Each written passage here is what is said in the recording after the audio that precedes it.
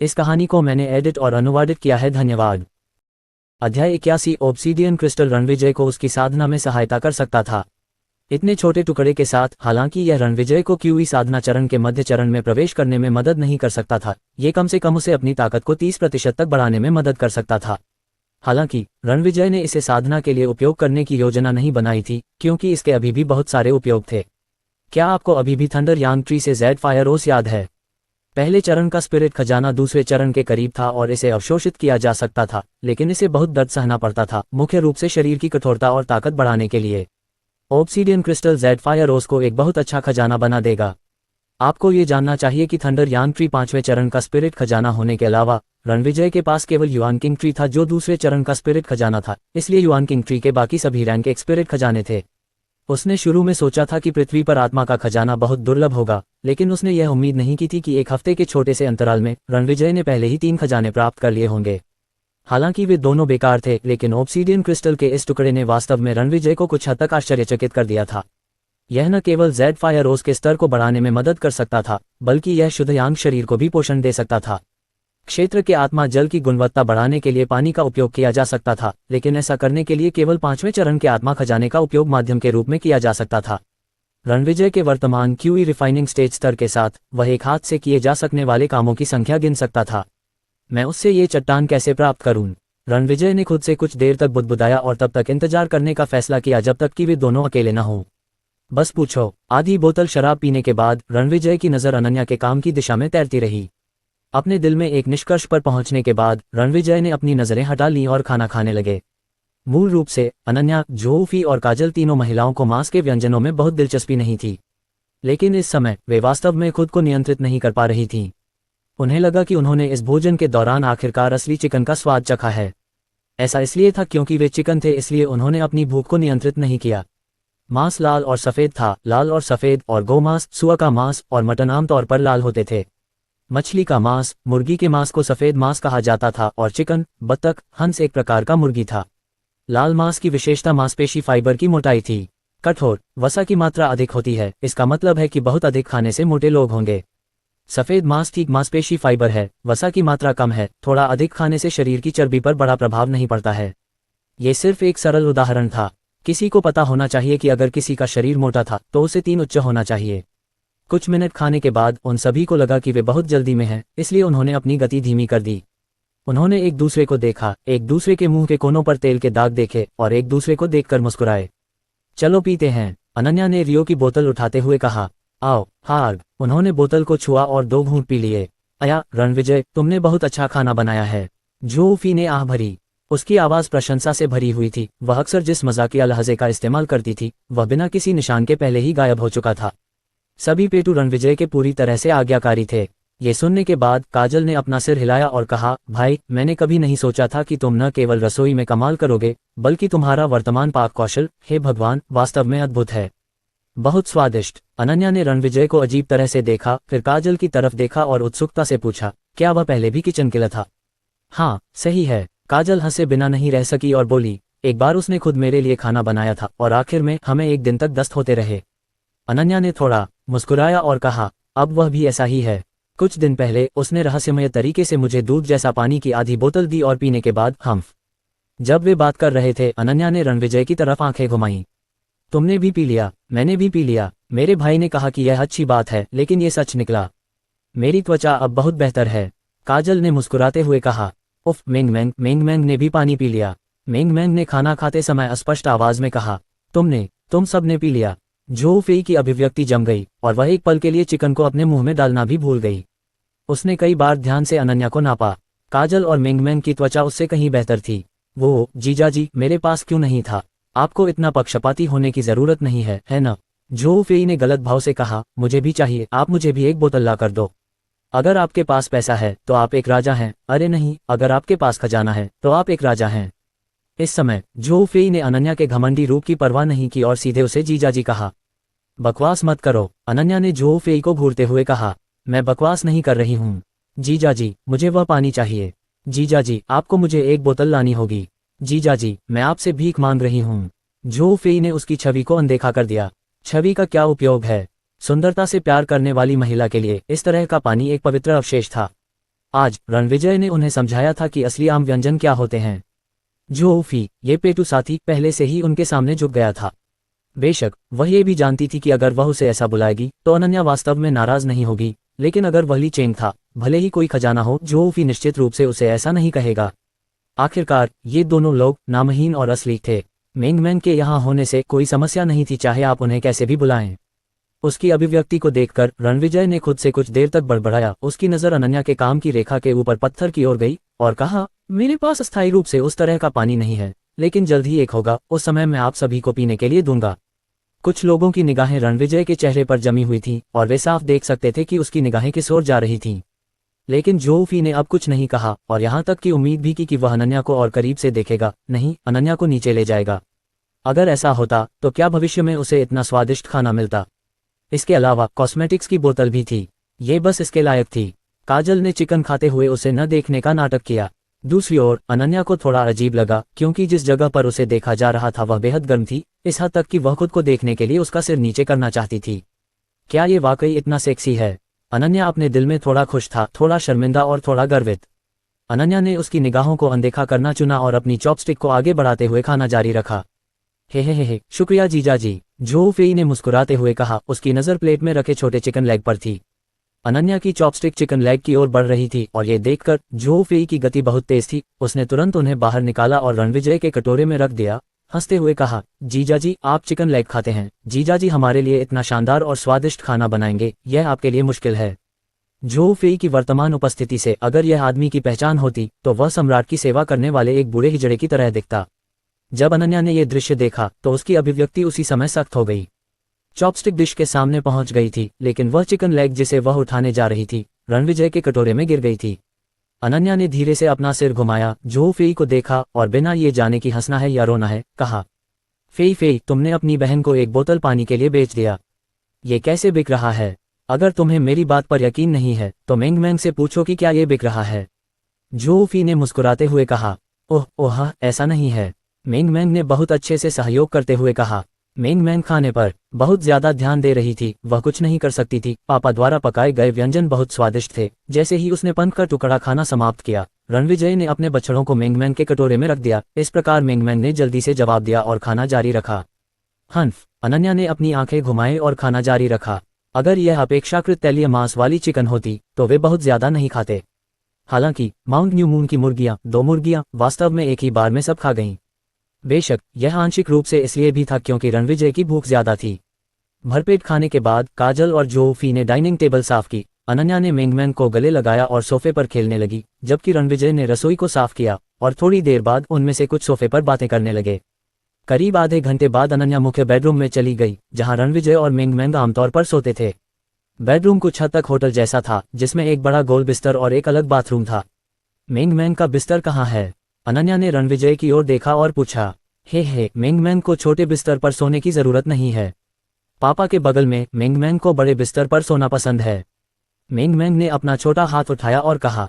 छोटी राजकुमारी को लगा कि पापा के बगल में सोना बहुत सुरक्षित है। अनन्या ने अपने होठों को थोड़ा सिकोड़ा।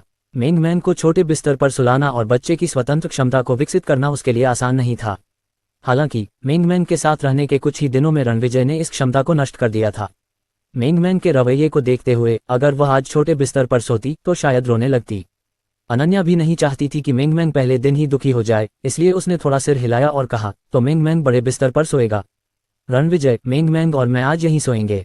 क्या नए बिस्तर हैं? यह आज ही बदला गया है। रणविजय ने जवाब दिया। हाँ। अनन्या ने सिर हिलाया। मेंगमैन को बिस्तर पर लिटाते हुए उसने धीरे से कहा, मेंगमैन, मामा आज तुम्हारे साथ सोएंगे, क्या हम कल घर जा सकते हैं? जिस क्षण उसने ये कहा, रणविजय के चेहरे पर भाव रुक गए और उसकी भौहें थोड़ी सिकुड़ गईं। जब उसने बोलना चाहा तो मेंगमैन ने पहले ही अपना मुंह खोल दिया था। नहीं, नहीं, नहीं, मेंगमैन बड़े घर में वापस नहीं जा रहा है, तुम भी वापस नहीं जा रहे हो। तो मेंगमैन, क्या तुम मामा के साथ नहीं जा रहे हो? क्या तुम मामा को अकेले वापस जाने देना बर्दाश्त कर सकते हो? अनन्या ने धीरे से कहा, नहीं, मामा जाएंगे, मामा नहीं जाएंगे। ये देखकर कि माँ मजाक नहीं कर रही थी, उसकी बड़ी बड़ी आंखें तुरंत आंसुओं से भर गईं और ऐसा लग रहा था कि आंसू बहने ही वाले हैं। ठीक है, मैं नहीं जाऊंगी मेंगमैन, ठीक है, सो जाओ। ये देखकर अनन्या ने तुरंत उसे मनाने की कोशिश की। रणविजय ने उस पर नजर डाली, फिर मुड़कर दरवाजे की ओर चल दिया। पापा, पापा, मत जाओ, मेंगमैन ने धीरे से कहा। रणविजय तुरंत अपने कदम रोककर बिस्तर के पास वापस आ गया। मेंगमेंग बीच में लेटी थी, अनन्या बाईं ओर लेटी थी और रणविजय दाईं ओर लेटा था। मेंगमेंग के पसंदीदा लोग पापा और माँ थे। अनन्या ने कुछ देर तक कहानी सुनाई, फिर मेंगमेंग आराम से सो गई। चलो बाहर चलते हैं। अनन्या की आवाज़ बेहद धीमी थी। रणविजय से कुछ शब्द कहने के बाद वह चुपचाप बाहर चला गया। अध्याय 82। ठीक है, ठीक है, ठीक है, तुम्हारे पापा सबसे अच्छे हैं। काजल ये कहने से खुद को रोक नहीं पाए, लेकिन जब वे कार में सवार हुए तो काजल ने चारों ओर देखा और आश्चर्य से कहा, भाई तुमने इस कार को मॉडिफाई किया है। विभिन्न विवरणों से काजल बता सकती थी कि अंदर की चीजें बहुत कीमती थीं। ड्राइवर की सीट, नेविगेशन उपकरण, एयर कंडीशनिंग, सीटें, स्काईलाइट्स आदि। ये कोई आम कार नहीं थी। हाँ, इसे मॉडिफाई किया गया है। रणविजय ने कार स्टार्ट की और इंजन की आवाज़ भी बहुत धीमी थी। जब उसने कार को बाहर निकाला तो रणविजय ने कहा, मैंने ऑडी A8L के कुछ पीस खरीदे और 2 मिलियन खर्च किए। भगवान, काजल ने हंसते हुए अपना सिर हिलाया। क्योंकि मेंगमेंग कार में थी इसलिए रणविजय की गति तेज नहीं थी, ये बहुत सहज थी। अगर वह धीमी हो जाती तो वह एयरपोर्ट पर जल्दी नहीं पहुंच पाती। उसी समय जियांग के अंतर्राष्ट्रीय हवाई अड्डे पर लिनहाई सिटी से उड़ान आ चुकी थी। पतला ओवरकोट और मास्क पहने हुए अनन्या और जो फी विमान से उतरे और बाहर निकलने की ओर चल पड़े। रणविजय कहाँ है? अनन्या की नज़र कई बार इधर उधर घूमी, लेकिन उसे भीड़ में रणविजय का कोई निशान नहीं मिला। ऐसा तो नहीं हो सकता कि वह आदमी यहाँ न हो, है न? जो फी ने संदेह से कहा, उसकी आंखों में सिर्फ मेंगमेंग है, तुम्हारे लिए कोई जगह नहीं बची है। वह निश्चित रूप से नहीं आया, ये वाकई अच्छा नहीं है। सिर्फ एक वाक्य में इसने अनन्या को कुछ हद तक अवाक कर दिया। कितनी अच्छी बात है, उसकी आंखों में सिर्फ मेंगमेंग था। भले ही यह सच हो, तुम इतनी सीधी कैसे हो सकती हो? अनन्या इस समय थोड़ी विचलित थी। उसे लगा कि वह कमीना वाकई ऐसा ही लग रहा था। ये कमीना, मैं अभी उसे फोन कर रही हूँ। अनन्या ने नाक सिकुड़ी। रणविजय का सामना करते हुए उसे कभी कभी संदेह होता था कि उसका आकर्षण कम हो गया है। वह आदमी हमेशा मेंगमेंग को क्यों घूर रहा था? जब वह उसे देख रहा था तो उसने बस कुछ बार उसकी तरफ देखा था, लेकिन इस बार अनन्या ने अपना बाहरी वस्त्र कस लिया। उसकी आंखों में आत्मविश्वास की झलक दिखाई दी। इस बार अनन्या ने जानबूझकर कपड़े पहने थे, यह विश्वास करते हुए कि वह उस कमीने का दिमाग उड़ा पाएगी। बहुत जल्दी फोन कनेक्ट हो गया। अनन्या ने तुरंत सवालिया लहजे में पूछा, तुम क्यों नहीं आए? तुम कहाँ हो? क्या तुमने मुझे लेने आने का वादा नहीं किया था? तुम अपना वादा नहीं निभाते। ओह ठीक है, मुझे पता है। मैं अभी विमान से उतरी हूँ। मैं अभी पार्किंग स्थल जा रही हूँ। बड़ी बहन यान, तुम अचानक इतनी नर्म क्यों नहीं हो? हा, क्या तुम्हारे और उस आदमी के बीच कोई समस्या है? जो फी ने शरारती मुस्कान के साथ कहा, बेतुका मत बनो, मैं हमेशा की तरह हूँ। अनन्या ने हल्के से थूका। बड़ी बहन यान, तुम आमतौर पर दूसरों से दूरी बनाए रखती हो और तुम मेरे लिए सामान्य हो, लेकिन तुम उस आदमी के लिए असामान्य हो। क्या तुमने ध्यान नहीं दिया कि तुम दोनों के बीच फोन पर बात करने का समय बढ़ता जा रहा है? जो फी ने अपने होंठ सिकुड़े और कहा, क्या ऐसा है? अनन्या थोड़ा चौंक गई। लगता है ये सच है। पहले तो ये केवल 1 मिनट था, फिर 2 मिनट, 15 मिनट। क्या ऐसा हो सकता है? क्या उसने वास्तव में उसके साथ अलग व्यवहार किया? अनन्या को नहीं पता था कि रणविजय के प्रति उसकी क्या भावनाएं थीं, लेकिन यह संभव था कि उसने प्रकृति को अपने तरीके से चलने देने के विचार रखे हों। अनन्या, तुम वापस आ गई हो। अनन्या जब गहरी सोच में डूबी हुई थी तभी अचानक सामने से एक आवाज आई। सिर उठाकर उसने देखा कि ली चेंग, जो जेड जैसी दिखने वाली महंगी औपचारिक पोशाक पहने हुए था, यंग मास्टर ली मुस्कुराहट के साथ उसका स्वागत कर रहा था। माफ करें, मेरे पिता के पास कुछ जरूरी काम थे जिन्हें मुझे कुछ दिन पहले निपटाना था, इसलिए मैं लिन्हे को अलविदा कहे बिना ही चला गया। मेरा विवेक दोषी है, इसलिए मैंने आज धूप मंडप में तुम्हारे लिए विशेष रूप से भोज तैयार किया है। ली चेंग के शब्द बहुत सीधे थे और उसके चेहरे पर एक गर्मजोशी भरी मुस्कान थी। उसके शब्द और हरकतें वास्तव में बेदाग थीं। हालांकि जब अनन्या ने ली चेंग का सामना किया तो वह ठंडा भाव एक बार फिर उसके खूबसूरत चेहरे पर झलक आया। यंग मास्टर ली, मुझे माफ करें, मुझे आज रात भी कुछ काम करने हैं। अनन्या ने अपना सिर थोड़ा हिलाया और चतुराई से मना कर दिया। क्या बात है अनन्या, तुम कल छुट्टी पर हो, इसलिए हम आज रात जितना हो सके उतना जश्न मना सकते हैं। इसके अलावा मैंने इसे विशेष रूप से तुम्हारे लिए तैयार किया है और आज रात यहाँ मेरे कुछ अन्य दोस्त भी हैं। मैंने उनसे कहा कि मैं तुम्हें जरूर आमंत्रित कर पाऊंगा। अनन्या, ली चेंग ने हल्की मुस्कान के साथ कहा। सामान्य परिस्थितियों में अगर कंपनी में कोई और कलाकार ली चेंग की बातों से सहमत होता तो जब तक ऐसी चीजों की शुरुआत होती ये निश्चित था कि वह अपनी महिला को बिस्तर पर ले आएगा। बस इतना है कि अनन्या कोई साधारण व्यक्ति नहीं थी।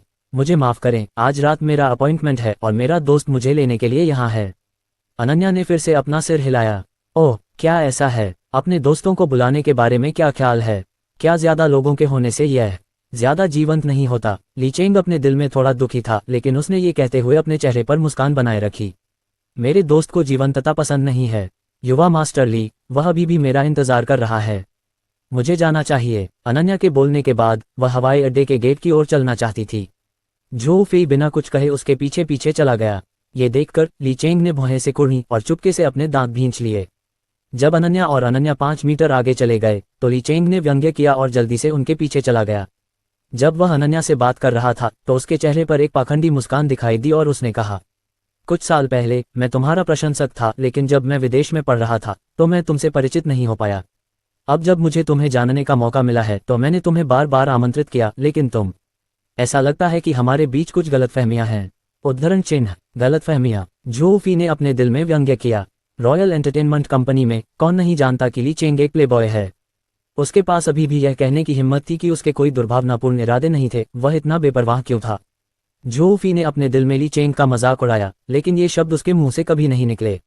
मुझे तुम्हारे प्रति कोई गलतफहमी नहीं है। मुझे जिंदादिली पसंद नहीं है और मेरे पास पहले से ही अपॉइंटमेंट है, अनन्या ने ठंडे स्वर में उत्तर दिया।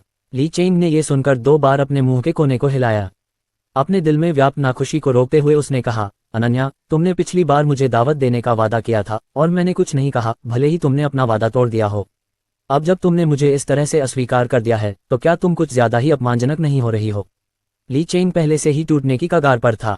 वह हमेशा से ही एक गुस्सैल व्यक्ति था और जब बात सुंदरियों से फ्लर्ट करने की आती थी तो उसे एक सौम्य और सुंदर धुन पसंद थी। लेकिन यहाँ अनन्या के साथ 3 बार अस्वीकार किए जाने के बाद उसने अनन्या को और भी अधिक जीतने की इच्छा जताई। हर बार जब वह अनन्या के बारे में सोचता था कि वह उसे दबा रहा है और लापरवाही से तबाह कर रहा है तो उसके दिल में उत्तेजना को रोका नहीं जा सकता था। लेकिन ऐसा लगता था कि अनन्या ने कभी भी उसका सामना करते समय दिखावा नहीं किया था।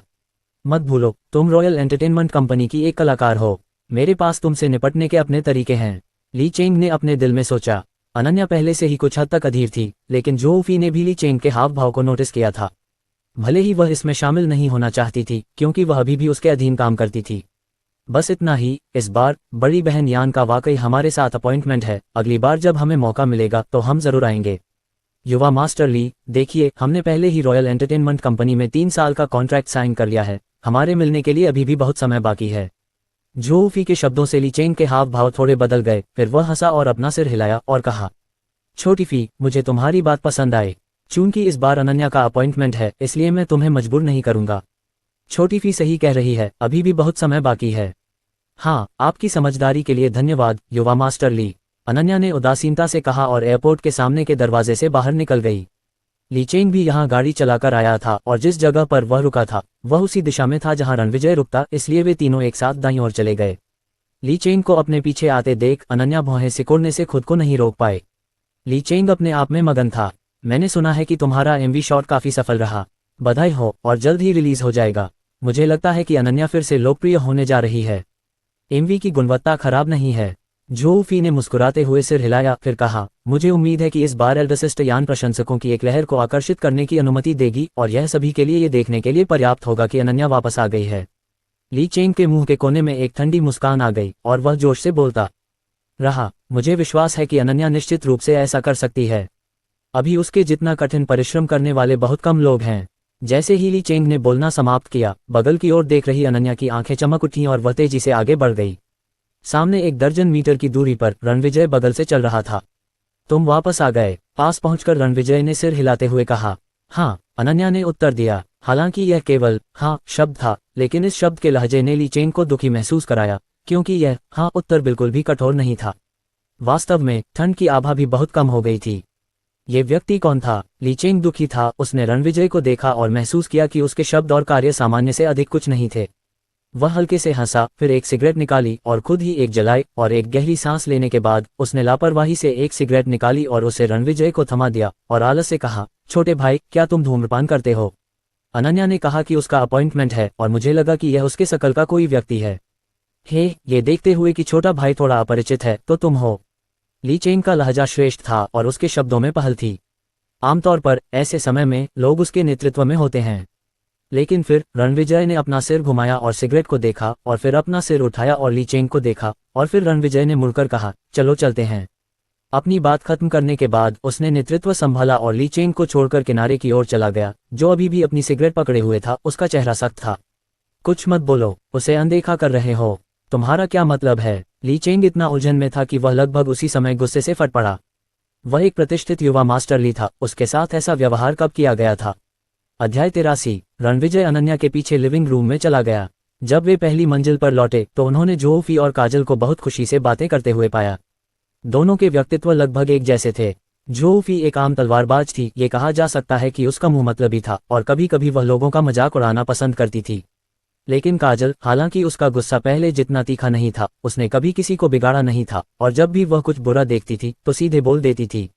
ये काजल को अपना गुस्सा कैसे निगलने देता। ठीक वैसे ही जैसे आधे महीने पहले बार में एक और डीजे काजल पर डोरे डालना चाहता था, लेकिन काजल द्वारा डांटे जाने के बाद बार के प्रमुख ने आखिरकार उसे नौकरी से निकालने का फैसला किया। काजल बार में एक खूबसूरत महिला के रूप में ज्यादा पसंद की जाती थी। अभी भी उसके कई प्रशंसक उससे मिलने आते थे। जोहफी और अनन्या का रिश्ता था, क्योंकि अनन्या काम करते समय थोड़ी शांत रहती थी, वह दूसरों से बहस नहीं करना चाहती थी। जोहफी भी इस सिद्धांत को समझती थी कि लोग दयालु लोगों को धमकाना पसंद करते हैं, इसलिए उसकी पहचान अनन्या की ढाल की तरह थी। वे दोनों सोफे पर बैठे और थोड़ी देर बातें की।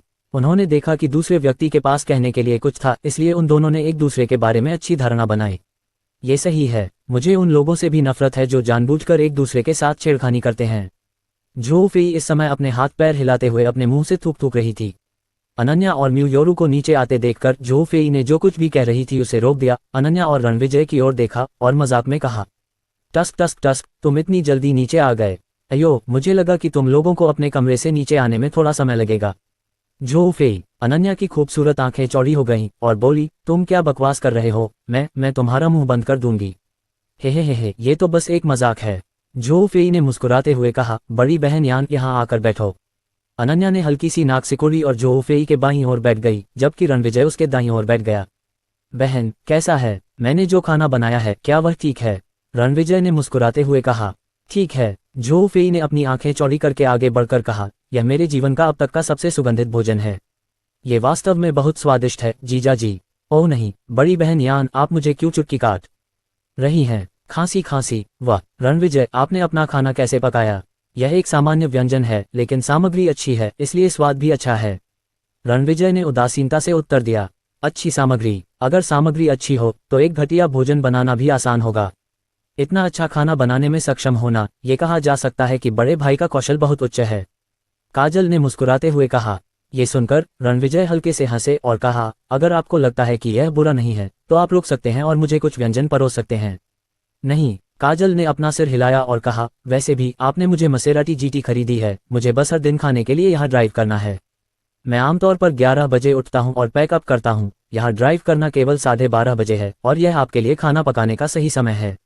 रणविजय असहाय होकर हंसे, उसके पास उसे मनाने का कोई और इरादा नहीं था। चूंकि उसकी बहन को ये पसंद है तो वह जाकर खेल सकता है। काजल, तुम किस तरह का काम करती हो? अनन्या ने कुछ उत्सुकता से पूछा। मैं बार का डीजे कलाकार हूँ, काजल ने मुस्कुराते हुए जवाब दिया। आप जानते हैं डीजे बहुत अच्छा है, अनन्या ने ठहाका लगाया। डीजे स्वाभाविक रूप से एक ही तरह के संगीत से संबंधित थे और चूंकि वे दोनों संगीत प्रेमी थे, अनन्या को लगा कि उनके पास बात करने के लिए कुछ सामान्य विषय होंगे। ये सही नहीं है। इस समय जोहफी की आंखें रुक गईं, उसने रणविजय को संदेह से देखा और कहा, काजल ने कहा कि आपने उसके लिए एक चमकदार मासेराटी जीटी खरीदी है। इसकी कीमत 2 मिलियन से अधिक होगी। 3,500,000। काजल ने अपने होठों को सिकोड़ते हुए जवाब दिया। 3,500,000। जोहफी ने खाली आंखों से देखा और थोड़े आश्चर्यचकित स्वर में कहा, सच में? रणविजय, आपने इतने पैसे में पांडा कार क्यों चलाई? क्योंकि मिंगमैन को वह कार बहुत पसंद थी, इसलिए मैंने उसे खरीद लिया। रणविजय के स्पष्ट उत्तर ने अनन्या के दिल में एक हल्की सी आह भरी।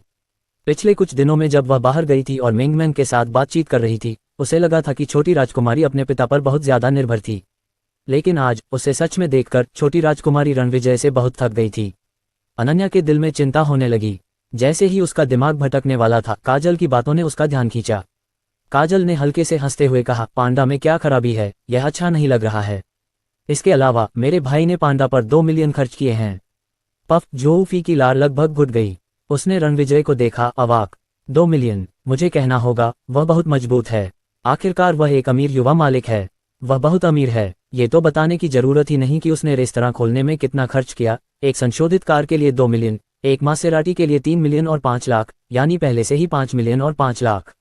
क्या उन्होंने नहीं कहा कि रणविजय कुछ दिन पहले ही निराशा में डूब चुका था? वह 4 साल से भी ज्यादा समय से एक जर्जर अपार्टमेंट में रह रहा था। मिंगमैन से मिलने के बाद वह कैसे अमीर हो गया? क्या यह उसका पिछला निजी पैसा हो सकता है? इससे जो फी को थोड़ी हैरानी हुई। सिर्फ वही नहीं, बल्कि अनन्या भी रणविजय को थोड़ी हैरानी से देखने लगी। किराए का घर बेचकर और एक पहाड़ी किराए पर लेकर सब कुछ साफ करने के बाद उसके पास ज्यादा पैसे नहीं बचे थे। उसके चले जाने के कुछ दिनों में रणविजय के पास फिर से इतना पैसा कैसे आ गया? 5 मिलियन खर्च करना भी कोई सस्ती कीमत नहीं थी। दोनों के उत्सुक भावों को देखकर काजल ने कुछ गर्व भरे स्वर में कहा, हे, तुम लोग इस बारे में नहीं जानते हो, है ना? मैं तुम्हें बता दूं, मेरा भाई वाकई कमाल का है। जब तुम पहले आए थे तो तुमने नोटिस बोर्ड नहीं देखा था इस रेस्टोरेंट में। क्या तुम जानते हो कि मेरे भाई ने एक सदस्यता कार्ड के लिए कितने पैसे बेचे हैं? एक सदस्यता कार्ड की कीमत कितनी हो सकती है? 10,000, जो फेई ने कहा और उसका मुंह फड़क उठा। आमतौर पर एक सामान्य रेस्टोरेंट के सदस्यता कार्ड की कीमत लगभग 100 युआन होती है। थोड़े उच्च ग्रेड के 800 युआन, उच्च श्रेणी के रेस्टोरेंट की कीमत केवल 1800 युआन, आलीशान रेस्टोरेंट की कीमत भी 10,000 युआन होती है। और ये पैसे, चाहे वे इसे कितना भी बेचें, वे कुछ दिनों में 5 मिलियन नहीं बना सकते, है ना? हालांकि काजल के निम्नलिखित उत्तर ने उन दोनों को चौंका दिया। नहीं, क्या तुम मेरे भाई को बहुत कम नहीं आंक रहे हो? काजल ने अपनी तर्जनी को आगे पीछे हिलाया और बिना किसी सस्पेंस के सीधे कहा, मेरे भाई के सदस्यता कार्ड 1 मिलियन और हर एक टॉप 10 की विशेष कीमत पर है। 11वें से 20वें तक सदस्यता कार्ड 10 मिलियन है। जब ये शब्द निकले तो जोफी अवाक रह गई, यहाँ तक कि अनन्या भी रणविजय को हैरानी से देख रही थी। इसके अलावा मेरे भाई ने सभी 10 विशेष ऑफर खरीदे हैं।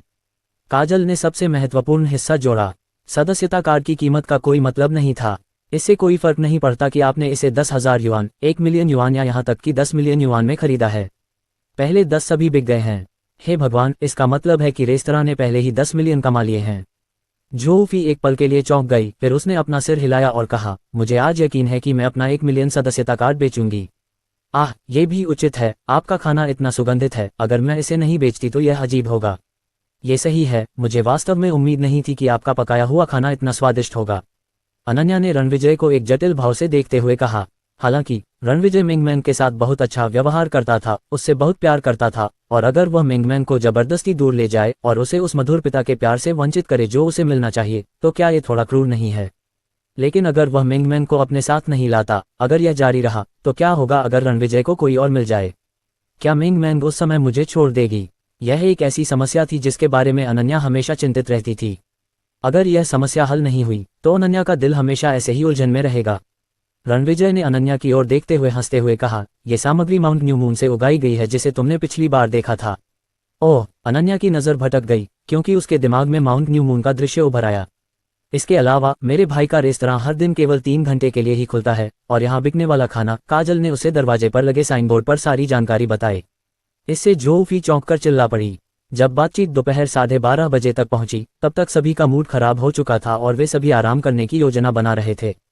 भाई, तुम अब यहाँ नहीं रह सकते, है ना? मैं यहाँ से थोड़ी दूर एक होटल में रहूंगी। मैं कल सुबह आऊंगी। काजल ने कुछ देर सोचा, फिर खड़ी हुई और बोली। रणविजय और अनन्या की स्थिति को देखते हुए ऐसा लग रहा था कि कोई छोटी सी समस्या है। हरकतें, वे पति पत्नी नहीं लग रहे थे और रणविजय ने जो कहा था उसके अनुसार काजल को यह अजीब लगा, इसलिए उसने रेस्टोरेंट में मौज मस्ती में शामिल होने की योजना नहीं बनाई और होटल जाने की तैयारी की। बिल्कुल भी शोर मचाने की हिम्मत नहीं हुई। तो मैं भी होटल में जाकर ठहरूंगी। बड़ी बहन यान, तुम मिंगमैन के साथ यहीं रहो, जो फेई ने खड़े होकर कहा। नहीं, अनन्या ने जो फेई का हाथ खींच लिया। रणविजय के साथ रहते हुए अनन्या को एक अजीब सा एहसास हो रहा था। आखिर उसका रणविजय से कोई लेना देना नहीं था और अगर वह दुर्घटना न होती तो वे दोनों अभी भी राहगीर होते। इसके अलावा अनन्या को यहाँ छोड़कर उसके दिल में थोड़ी बेचैनी जरूर होती, हालांकि वह रणविजय के साथ अच्छी बातचीत करना चाहती थी। ये देखकर कि रणविजय, जोफी और काजल सभी उसे देख रहे थे, अनन्या को अपने दिल में थोड़ा अजीब लगा, लेकिन उसकी अभिव्यक्ति अभी भी शांत थी और उसने कहा, जोफी, तुम मेरे साथ पीछे रहो। मैं तुम्हारे साथ क्यों चलूं? क्या तुम मिंगमैन के साथ नहीं चलना चाहती थी? जोफी ने उत्सुकता से पूछा। बस मेरे बगल में सो जाओ और मिंगमैन के साथ मेरे साथ चलो। अनन्या ने जोफेई को बहुत गंभीरता से देखते हुए कहा। अनन्या के हाव भाव देखकर जोफेई को पता था कि उसे सहमत होना ही होगा। हालांकि उसके मुंह खोलने से पहले ही रणविजय ने सीधे कह दिया था, तुम सब यहीं रहो। जोफेई और अनन्या मिंगमैन के साथ जाएंगे। तो तुम्हारा क्या होगा भाई? काजल ने हिचकिचाते हुए कहा। मैं सोफे पर बैठ जाऊंगी, रणविजय ने सहजता से उत्तर दिया। कुछ चर्चा के बाद काजल और जोफेई ने आखिरकार रुकने का फैसला किया। रणविजय ने उन दोनों को जाने दिया और आराम करने दिया। उन्होंने सिर हिलाया और ऊपर चले गए। उन्हें पता था कि उन दोनों को कुछ कहना है। अध्याय 84। उन दोनों के चले जाने के बाद रणविजय और अनन्या ने एक दूसरे की ओर देखा। तुम। अचानक दोनों ने एक साथ अपना मुंह खोला और एक साथ ही रुक गए। इसके बाद उन्होंने निम्नलिखित वाक्य नहीं कहा, पहले तुम बोलो। रणविजय ने सीधे कहा, तुम कल मिंगमैन को वापस लाना चाहती हो? हाँ। अनन्या ने सिर हिलाया, मैं सहमत नहीं हूँ। रणविजय ने थोड़ा भौहें सिकोड़ी। तुम सहमत नहीं हो? अनन्या की विलोलीफ भौहें भी थोड़ी ऊपर उठी और एक अमित्र स्वर में बोली, मुझे तुम्हारी सहमति की आवश्यकता नहीं है। मिंगमैन मेरी है, मैं उसे ले जाना चाहती हूँ, इसलिए मैं उसे अपने साथ ले जाऊंगी। लेकिन मैं उसका पिता हूँ। रणविजय ने सीधे अनन्या की ओर देखा और कहा। वह समझ नहीं पा रहा था अनन्या हमेशा मिंगमैन को क्यों ले जाना चाहती थी। तो क्या हुआ अगर तुम उसके पिता हो? क्या तुमने बचपन से ही मिंगमैन का ख्याल रखा है? क्या तुमने मेरी देखभाल की जब मैं गर्भवती थी? क्या तुम जानते हो कि बच्चा पैदा करना कितना दर्दनाक होता है? अनन्या की आवाज ठंडी हो गई। रणविजय, मैं तुमसे कह रही हूँ, मैं मिंगमैन को ले जाना चाहती हूँ, मुझे तुम्हारी इजाजत की जरूरत नहीं है। इसके साथ ही मंच पर माहौल ठंडा हो गया। उन दोनों ने एक दूसरे को देखा। रणविजय के स्वभाव के साथ अगर कोई और उससे इस तरह बात कर रहा होता तो वह बहुत पहले ही उन्हें थोड़ा सजा दे चुका होता। लेकिन अनन्या का सामना करते हुए उसके पास वास्तव में कोई उपाय नहीं था। मुश्किल हिस्सा ये था कि वह निश्चित रूप से अब ऐसा नहीं कर सकता था। कोई और रास्ता नहीं था, वह केवल नर्म हिस्से का उपयोग कर सकता था। रणविजय ने जोर से हंसते हुए अपना सिर हिलाया और कहा, तुम मिंगमैन को क्यों लाना चाहते हो? मिंगमैन को यहाँ से सबसे अच्छी देखभाल मिल सकती है। अगर तुम काम करना चाहते हो तो तुम्हारे पास उसकी देखभाल करने का समय नहीं है। ये तुम्हारा कोई काम नहीं है। अनन्या ने हल्की नाक सिकोड़ते हुए कहा। कोई कारण तो होगा, है न? रणविजय ने गंभीरता से पूछा। सिर्फ इसलिए कि मैं मिंगमैन की माँ हूँ, मैं भी उसके साथ रहना चाहती हूँ। इसके अलावा ऐसा नहीं है कि मैं उसे नहीं ला सकती, मैं आंटी वांग से उसे वापस भेज दूंगी क्योंकि मैं रोजाना 3 बार खाना खाती हूँ। अनन्या ने थोड़ी सख्ती से कहा, उसकी आवाज में दृढ़ संकल्प का भाव था। तुमने जो कहा वह बहुत सरल है। रणविजय ने अपना शरीर सोफे पर टिकाया और कहा, तुम यहाँ रह सकते हो और यहाँ आ सकते हो। ऊपर 2 बेडरूम हैं, ये काफी है। अनन्या ने ये सुनकर एक पल के लिए स्तब्ध रह गई, फिर अवचेतन रूप से उसने मना कर दिया, नहीं। साथ ही वह थोड़ा घबराई हुई भी थी। वह चाहता था कि मैं उसके साथ रहूं। उसका क्या मतलब था? तुम खुद को आगे बढ़ाना चाहती हो, यहाँ रहने के लिए, रणविजय के साथ रहना। एक पल के लिए अनन्या को लगा कि यह एक अच्छा विकल्प है। यहाँ मिंगमैन वास्तव में बहुत खुश होगी, लेकिन जल्द ही उसे लगा कि बिना कारण जाने इस तरह से आगे बढ़ना निश्चित रूप से संभव नहीं होगा। यह अब काम क्यों नहीं कर रहा है? रणविजय ने कुछ हद तक असहाय होकर कहा। उसने क्यों कहा नहीं, फिर नहीं, वह क्या करना चाहती थी? अगर मैं नहीं कहती हूँ तो नहीं, कोई कारण नहीं है, अनन्या ने जवाब दिया। मिंगमैन के बारे में अनन्या को लगा कि उसे मजबूत होना होगा। अनन्या, रणविजय उठकर बैठ गया, उसे घूरा और एक एक शब्द बोला। मैं तुम्हें मिंगमैन को हरगिज नहीं ले जाने दूंगी, तुम मुझे बताना ही होगा कि मैं मिंगमैन को अब क्यों ले जाना चाहती हूँ। अगर कोई समस्या होगी तो मैं उसे सुलझा लूंगी, ठीक है? अनन्या का शरीर अचानक से हिल गया। वह कुछ देर तक रणविजय को देखती रही, अपने दिल में अन्याय महसूस कर रही थी। उसका सपना था कि उसका एक अच्छा परिवार हो, एक अच्छा पति हो और मिंगमैन हो। लेकिन अब जब मिंगमैन गलती से पैदा हो गया तो उसे अभी भी उससे बार बार बहस करनी पड़ रही थी। अनन्या काफी देर तक चुप रही, फिर आखिरकार उसने अपने विचार व्यक्त किए। वह कुछ दिनों से इसे दबाए हुए थी और इससे वह बहुत असहज महसूस कर रही थी। इसलिए उसने थोड़े दुखी स्वर में कहा, यह सुरक्षित नहीं है। क्या सुरक्षित नहीं है? रणविजय ने अविश्वास में पूछा। तुम सुरक्षित नहीं हो? हाँ, तुम सुरक्षित नहीं हो, अनन्या ने थोड़े उदास स्वर में कहा। शायद मिंगमैन को तुमसे मिलने देना एक गलती है। मिंगमैन पिता को चाहती है, मैं उससे वादा करती हूँ, लेकिन मिंगमैन अब तुम पर ज्यादा से ज्यादा निर्भर हो रही है। ऐसा नहीं चलेगा, मैं मिंगमैन को नहीं खो सकती, वह मेरी सब कुछ है। तुम पर निर्भर होकर अगर तुम्हें कोई नई गर्लफ्रेंड मिल गई तो मैं क्या करूंगी? मिंगमैन ने तुम्हारा पीछा करना चुना, मुझे क्या करना चाहिए? क्या तुमने इस बारे में पहले सोचा है? मैं मिंगमैन को नहीं खो सकती, इसलिए मैं उसे तुम्हारे बहुत करीब नहीं आने दे सकती। बात करते समय अनन्या की आंखें थोड़ी लाल थीं, जो उसकी सच्ची भावनाओं को प्रकट कर रही थीं। जहां तक रणविजय की बात है, उसे अचानक एहसास हुआ तो यही वह बात थी जिसकी उसे चिंता थी। फिर रणविजय ने हंसते हुए अपने शरीर को अनन्या के करीब ले जाकर उसे घूरते हुए धीरे से कहा, अनन्या, मैं जानती हूं कि तुम मिंगमैन से कितना प्यार करती हो और मैं मिंगमैन को तुम्हारे पास से जाने नहीं दूंगी। चिंता मत करो, ऐसा बिल्कुल नहीं होगा। तुम मिंगमैन को बिना किसी चिंता के यहाँ रहने दो। रणविजय को समझ नहीं आ रहा था कि वह हंसे या रोए। उसे प्रेमिका मिलने की बात तो छोड़ ही दीजिए, मिंगमैन की अत्याचारी ताकत के साथ अगर अनन्या के अलावा कोई और महिला उसके पास आती तो छोटी राजकुमारी उसे चेतावनी दे देती। नहीं, अनन्या ने अपना सिर थोड़ा नीचे किया और धीरे से मना कर दिया। ये शब्द कहने के बाद उसे अपने दिल में बहुत राहत महसूस हुई। साथ ही उसे उम्मीद थी कि रणविजय उसकी हरकतों को समझेगा। तो चलो इसे ऐसे ही करते हैं। रणविजय फूट फूट कर हंसा, ये जानते हुए कि अनन्या में सुरक्षा की भावना नहीं थी, इसलिए उसने उसे सुरक्षा की भावना के साथ छोड़ने का फैसला किया। इसलिए रणविजय ने एक पल के लिए सोचा और कहा, आपने जो स्थिति की कल्पना की है उसे होने से रोकने के लिए जब तक आप दूसरी क्षमा ही नहीं पा लेते, मैं किसी औरत की तलाश नहीं करूंगा। मैं मेंगमैन के लिए सौतेली मां नहीं लाऊंगा। इस समय अनन्या ने अपना सिर उठाया, उसकी खूबसूरत आंखें रणविजय पर टिकी हुई थीं। एक पल की चुप्पी के बाद उसने अपना मुंह खोला और जवाब दिया, नहीं। हालांकि उसने मना कर दिया, लेकिन उसका स्वर पहले से ही बहुत नर्म हो गया था। यह अभी भी काम क्यों नहीं कर रहा है? मैं तुम्हें कसम दिलाऊंगी कि मैं मेंगमैन को केवल अस्थायी रूप से यहाँ रहने के लिए मजबूर कर पाऊंगी। अनन्या ने मुंह बनाया और कुछ हद तक जिद्दी और स्वेच्छा से कहा, कसम? जरूर। रणविजय ने हल्की खांसी की और बहुत गंभीर नजर से अनन्या को देखा। जैसे ही वह बोलने वाला था उसे अनन्या ने रोक दिया। नहीं, तुम कसम खाते हो कि तुम्हें अपनी उंगली बाहर निकालनी होगी। तुम में बिल्कुल भी ईमानदारी क्यों नहीं है? अनजाने में ही अनन्या के स्वर में बिगड़ेल बच्चे और स्त्री के आकर्षण की झलक मिल गई थी। शायद यही कारण था कि उस स्त्री ने अपने दिल की भावनाओं को व्यक्त किया और रणविजय की बातें सुनकर उसका तन मन शांत हो गया। अच्छा। रणविजय को समझ में नहीं आया कि हंसे या रोए। उसने अपने दाहिने हाथ की 3 उंगलियां ऊपर की ओर फैला दी। रणविजय और अनन्या ने एक दूसरे को देखा, उसकी निगाहें बहुत गंभीर थीं। मेंगमैन को रोकने के लिए, अनन्या को सुरक्षा का एहसास दिलाने के लिए, मैं रणविजय ये शपथ लेता हूं कि अनन्या को अपना दूसरा आधा हिस्सा मिलने से पहले मैं रणविजय कोई दूसरी स्त्री नहीं ढूंढूंगा और न ही मेंगमैन के लिए सौतेली मां लाऊंगा। अगर मैंने शपथ का उल्लंघन किया तो 10,000 वर्षों तक आकाश में दैवीय वज्रपात मुझ पर बरसता रहेगा। रणविजय ने गंभीर चेहरे के साथ कहा। यह शपथ पहले से ही बहुत भारी थी। आकाश पर दिव्य गड़गड़ाहट वह पौराणिक स्वर्गीय क्लेश था जिसका सामना कोई व्यक्ति स्वर्गीय क्लेश काल के दौरान करेगा। स्वर्गीय क्लेश प्रतिभा से संबंधित था और इसे किसी की प्रतिभा के समानुपातिक कहा जा सकता है। साधारण प्रतिभाओं के लिए वे केवल साधारण स्वर्गीय क्लेश से गुजरने में सक्षम होंगे। बेहतर प्रतिभा वाले लोग भयावह हवा और गड़गड़ाहट को आकर्षित करने में सक्षम हो सकते हैं। क्लेश बिजली को आकर्षित करने में सक्षम होने के लिए यह स्पष्ट था कि यह व्यक्ति एक प्रतिभाशाली व्यक्ति था। उसे याद आया कि पिछली बार जब कल्टीवेशन वर्ल्ड ने स्वर्गीय क्लेश को आमंत्रित किया था तो सबसे शक्तिशाली व्यक्ति नेदरवर्ल्ड अमर सम्राट था। उसने अंधेरे कलाओं में साधना की, हर मोड़ पर दसियों हजार लोगों का वध किया और अपनी साधना में सहायता के लिए रक्तसार को अवशोषित किया। हालांकि जब उसने स्वर्गीय क्लेश को पार किया तो उसने 5 तत्व दिव्य थंडर का ध्यान आकर्षित किया जो केवल मैल में बदल गया। जहां तक रणविजय का सवाल है, जब हान यांग अमर अपने स्वर्गीय क्लेश से गुजर रहा था, अरबों दाव मित्र दूर से देख रहे थे। जब उन्हें एहसास हुआ कि यह आकाश पर पौराणिक दिव्य गड़गड़ाहट थी तो वे पूरी तरह से चौंक गए। उसे याद आया कि पिछली बार जब शैतानों ने 9वें स्वर्ग का ध्यान आकर्षित किया था वह 10 लाख साल पहले था। एक लंबा समय बीत चुका था और आकाश पर दिव्य गड़गड़ाहट की किंवदंती पीछे छूट गई थी। उसी समय सभी ने इस तथ्य पर शोक व्यक्त किया कि हान यांग अमर ने कुछ ऐसा जघन्य काम किया था जिससे स्वर्ग के हमले भड़क उठे। अंत में रणविजय रोक नहीं सका और उसका पुनर्जन्म हुआ।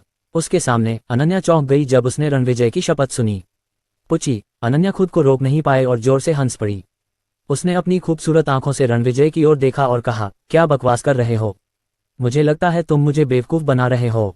इस पल अनन्या का दिल आखिरकार शांत हो गया और एक पल के लिए उसे एक अवर्णनीय खुशी का एहसास हुआ। जिन चीजों को लेकर वह लंबे समय से चिंतित थी वे आखिरकार हल हो गईं। हालांकि वह नहीं जानती थी कि आकाश में दैवीय गड़गड़ाहट क्या होती है, लेकिन रणविजय की शपथ उसके लिए काफी उपयोगी थी। मैं तुम्हें बेवकूफ नहीं बना रहा हूं। नहीं, तुम मुझसे कैसी शपथ लेना चाहती हो? मैं शपथ लेता हूं, ठीक है। रणविजय ने ठहाका लगाया। वह मेंगमैन की मां थी, इसलिए जबरदस्ती करना निश्चित रूप से काम नहीं करेगा। वह केवल उसके मार्ग का अनुसरण कर सकता था और उसकी लय का अनुसरण कर सकता था।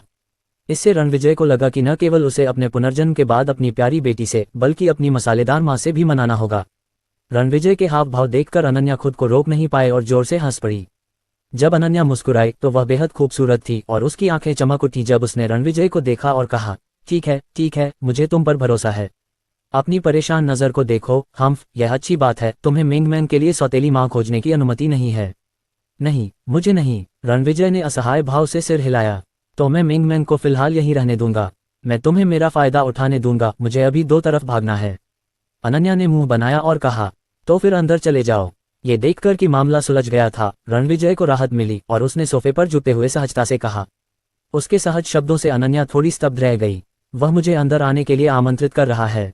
वह मेरे साथ रहना चाहता है। उसका क्या मतलब है? क्या यह मुझे लुभाने के लिए है? मैं क्या करूं? मैंने अभी तक इसके बारे में नहीं सोचा है। इस समय अनन्या के दिल में उथल पुथल मची हुई थी और उसका चेहरा थोड़ा गर्म था। ये बुरा है, मेरा चेहरा बहुत गर्म है। मैं क्या करूं? मैं शर्मा जाती हूं। जब वह मुझे देखता है तो क्या करता है? क्या वह मुझे शर्मीला समझेगा या अपनी कल्पना को हवा में उड़ने देगा? मुझे वह बिल्कुल पसंद नहीं है और शर्माना ठीक नहीं है। ये तो बताने की जरूरत ही नहीं कि रणविजय ने अपनी कल्पना को हवा में उड़ने नहीं दिया था। अनन्या जितना शर्माती उतना ही उसका चेहरा लाल होता जाता। उसकी बड़ी बड़ी आंखें तेजी से झपक रही थीं और उसका चेहरा थोड़ा लाल था। वह लार टपका रही थी, बिल्कुल एक प्यारी सी बहू की तरह। रणविजय ने इस बारे में ज्यादा नहीं सोचा। अनन्या के चेहरे को देखकर उसने कहा, क्या तुम गर्म हो? क्या तुम चाहोगी कि मैं तुम्हारे लिए कुछ पीने के लिए लाऊं? वास्तव में थोड़ी गर्मी है, तो चलो एक बोतल पी लेते हैं। अनन्या ने हल्के से सिर हिलाया। रणविजय उठकर रेफ्रिजरेटर की ओर चल पड़ा। अनन्या ने एक लंबी सांस छोड़ी और अपनी छाती थपथपाई। खुद को शांत करने के बाद अनन्या ने चुपके से नाक सिकुड़ी, ये सोचकर कि रणविजय के एक वाक्य की वजह से उसने बहुत ज्यादा इज्जत खो दी है। अध्याय 85। बहुत जल्दी रणविजय कोला की एक कैन और एक बियर की कैन ले आया। एक घूंट लो। रणविजय ने बोतल खोली और अनन्या को थमा दी। फिर उसने बियर की बोतल उठाई और उसे अनन्या की कोला से छुआ दिया। अनन्या ने मुस्कुराते हुए रणविजय को एकटक देखा। इस पल उसे लगा कि रणविजय वास्तव में काफी सुंदर है। शांग जिंग के 4 युवा मास्टर्स में से एक जो असहनीय रूप से घमंडी हुआ करता था, वह इतना लापरवाह व्यक्ति बन गया था जिससे अनन्या थोड़ी भावुक हो गई। गुरगल गुरगल। कोला के 2 बड़े घूंट पीने के बाद अनन्या ने अपने दिल में जटिल भावनाओं को पूरी तरह से दबा दिया और उसका पूरा शरीर शांत हो गया। मम्मा। अनन्या खड़ी हुई और खींची, फिर आलस से बोली, मैं पिछले कुछ दिनों से बहुत व्यस्त रही हूँ और अब मैं आराम कर सकती हूँ। उसे क्या पता था कि जब वह रणविजय के सामने खींची तो उसका मनमोहक रूप पूरी तरह से उजागर हो गया, उसके आगे और पीछे के भाग के साथ साथ उसका बेमिसाल सुंदर चेहरा भी। वह पवित्र युवती के रूप की तुलना में वे किसी भी तरह से कम नहीं थे। रणविजय ने मन ही मन प्रशंसा की। समय देखते हुए सुबह के लगभग 1 बज रहे थे। रणविजय ने खुद से कहा, अनन्या से उसके हार पर ऑब्सीडियन क्रिस्टल के बारे में पूछने की योजना बना रहा था। हाँ, अनन्या ने अचानक कहा और कहा, तुमने मिंग मैंग की तस्वीर ली है? ये बहुत सुंदर है। अनन्या की नज़र पियानो की दीवार पर लगी तस्वीरों पर पड़ी और अपनी जिज्ञासा के कारण वह चली गई। हाँ, ये कुछ दिन पहले ली गई थी, रणविजय ने कहा। उसने बियर नीचे रखी, उठकर उसके पीछे चला गया।